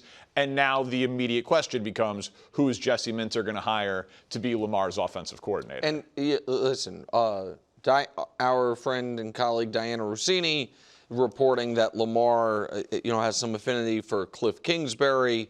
That to me would be very interesting. Yeah, that would make sense. I think Cliff is a very good offensive coordinator, and I think that's the job he should have. I didn't, whether it was at Texas Tech or at Arizona, I didn't love Cliff as a head coach, but everywhere he's been as an offensive coordinator makes a ton of sense. It also, I believe Jesse Minter's first job is developing a relationship with Lamar Jackson, because the fact that Lamar, whatever the relationship with Harbaugh was at the end, well before we were at the end, the head coach of the Ravens over the last 4 years has not been able to get an accurate read on the health status of the quarterback of the Ravens. The quarterback of the Ravens is the same guy. We now have a new head coach, so I don't know what pointers, John Harbaugh can tell his brother to tell Jesse, or how they can get together, whatever it is. But I find it very interesting that, that they are hiring a guy that was there when Lamar was drafted, a guy that there's not many players on the defense that were there then, but that the team itself is familiar with, and a guy who learned under John Harbaugh. Right. Mike McDonald was there. They lost him. Obviously can't bring him back. He's the head coach in Seattle, but they're bringing this guy back. There's something like Apple releases a new product, and you're like, it's probably going to be good. They got into the watch game. It was very popular. I do think that there is something to be said of, the Ravens are a really good organization, and they know this guy, and they deserve the benefit of the doubt. Oh, yeah. Just benefit of the doubt, tie goes to competency. They're a well-run organization. I'm sure, not sure anybody can flame out or get over-promoted, but they know this guy, and they deserve the benefit of the doubt that they're going to get it right. Oh, and he was the I think the hottest candidate of any of the people that didn't have coaching experience. I like this hire more than I would have liked Robert Saleh. I'll tell you that much. I agree. More upside. And so I like this hire more than I would have liked Jeff Hafley, which was one we didn't spend much time talking about, but I was a little surprised that he got a head coaching job this cycle. I don't want to repeat myself. it is bold to say we're the Baltimore Ravens. We're just sticking with a defensive culture and a defensive head coach. Brian Billick they had those great defenses, but he was an offensive guy. Yep. John Harbaugh was a special teams guy. And so I guess another way to look at it is this is the first defensive-minded head coach they've had, because Billick was offense and Harbaugh was special teams, even though we thought of those teams as when they won championships as defensive teams. Yeah, we talked about how special this job opening is and how rare it is to be able to coach an MVP under 30. They're hiring, they know how good the job opening is, and they're entrusting it to this guy. To reiterate that point, in the last 50 years in the NFL, man, prior to 3 weeks ago. Twice, right? No, well, twice, but the same player. Same team. The only MVP quarterback in his 30s to have the head coach, or before he turned 30, pardon me, job come open was Brett Favre. And Brett Favre, it wasn't because they fired Mike Holmgren. Mike Holmgren wanted more power. They wouldn't give it to him, so he left. Yep. They then hired Ray Rhodes, didn't like it after 1 year, brought in Mike Sherman. This never happens. And in the last 3 weeks, two of these jobs have come open. One of them's now filled, and now we see what the Bills do. Yeah, it being filled by a first-time head coach is a pretty crazy thing. Big come-up for Jesse Minter. Let's talk Matt Stafford, because he is on the precipice of reaching a second Super Bowl. He obviously has the one ring, and people think he is about to win his first MVP. I'm going to make the case for you here, and the question is, what does a second MVP mean for Stafford? A second Super Bowl. A second Super Bowl appearance mean for Stafford. And when you just start, parsing the list, put it together. These are quarterbacks who have won an MVP and appeared in 2 Super Bowls. He'd be the 12th to ever do it. And the list is a who's who of the NFL. Everyone who's eligible to make it into the Hall of Fame did, except for Joe Theismann, obviously Patrick Mahomes, Tom Brady. They'll be there shortly. But if he wins the Super Bowl, you can cut out 4 names from that list, and it gets down to 7 guys who have done it. And am I ready to make a Matt Stafford is the 8th greatest quarterback of all time argument? No, but he is also going to be top 5 in passing yards next year, assuming Aaron Rodgers retires. It is very quickly going to be a pretty ironclad all-time great case when it comes to accomplishments for Matt Stafford. So listen, I think let's just go player for player. Sure. And let's just say wins this weekend, we don't know what happens in the Super Bowl. Yeah, we can take it step at a time, sure. Matt Stafford, all-time quarterback ranking versus, we'll start with the easy one, Phillip Rivers. Stafford. Versus Eli. Stafford. Now it gets harder. Versus Big Ben. So Big Ben never makes it. Big Ben never won an MVP. Right. But to me, he is even with, and I'll say, even if he wins the Super Bowl, I don't know if I'd elevate him ahead of Big Ben. With an MVP and 2 rings and top 5 all-time passing? So Big Ben is, the consistent excellence, also 2 rings, would have a 3rd appearance. Yep. And then the other name I was going to say, Drew Brees. Drew Brees, no MVP, only 1 Super Bowl. It would be hard for me to argue, even though he would have those accolades, like Big Ben and Drew Brees, not on any of those graphics. Right. Brees second all-time in passing. Yeah, I'm not ready to elevate him past the room those guys are in. I'll put him in the room with them. And so all those guys you mentioned, especially on your second graphic, are in a totally separate room. I mean, the second graphic is Brady, Bradshaw, Montana, Mahomes, Bart Starr, Peyton Manning, and John Elway. Yes. It's arguably the 4 of the 7 greatest quarterbacks of all time. The counting stats piece of it for him is interesting because he's always just been a gunslinger. Sometimes he played on bad teams, so he's trailing a lot. Some of it's a garbage time argument, time in Detroit. But if he does play 3 more years, well, he's not playing 3 more years, bro. He's 37 years old. He almost retired. He's not. Listen, if he compiles more and more and more, but Well, he plays 1 more year, he becomes the 5th all-time leading passer. If he plays 3 more years, he becomes 3rd. and he would pass Favre and he'd be Favre and Peyton. He'd pass Favre and Peyton if he plays 3 more years. It's just he needs a few thousand yards extra, then all of a sudden gets him up there. I don't know. It's an exclusive club. Listen, here is where I will just pump the brakes a bit, and I am a huge Stafford guy. As of 6 weeks ago, he was an underdog to be a Hall of Famer. And so I'm not going to say within 10 weeks of being an underdog to be a Hall of Famer, he can then become a top 10 all-time quarterback. I get it, but if those 6 weeks you win a Super Bowl, a second Super Bowl, and a league MVP, it's a pretty big 6 weeks. I don't think he's had a better career than Big Ben. Even if he wins it, and I don't think he's a better player than Drew Brees. But I don't either on that one. But Eli, Rivers, the other MVPs of his era, Matt Ryan, Cam Newton, obviously I have met. Wow, question of the day. What are the top 4 major U.S. cities? This is good. I've seen this. I hadn't seen this. It's New York, LA, Chicago, and then the debate begins. New York. What does that even mean? I like the Baltimore, D.C. area. Answer the question. Are we talking about sports or just like No. Somebody was from. manufacturing output? Some argue Dallas, Fort Worth kind of combo area. Now, I used to live in Houston. Houston is, quick to remind you, the Houston Metro, at least when I lived there, is bigger than the Dallas Metro. That's not the answer, though. Neither is the answer. New York, LA, Chicago. There you go. And That's what makes it interesting. What's the fourth? Who's 4? Atlanta, respect for Atlanta, that's not the answer. DC, not the answer. New York, D.C., L.A., Chicago.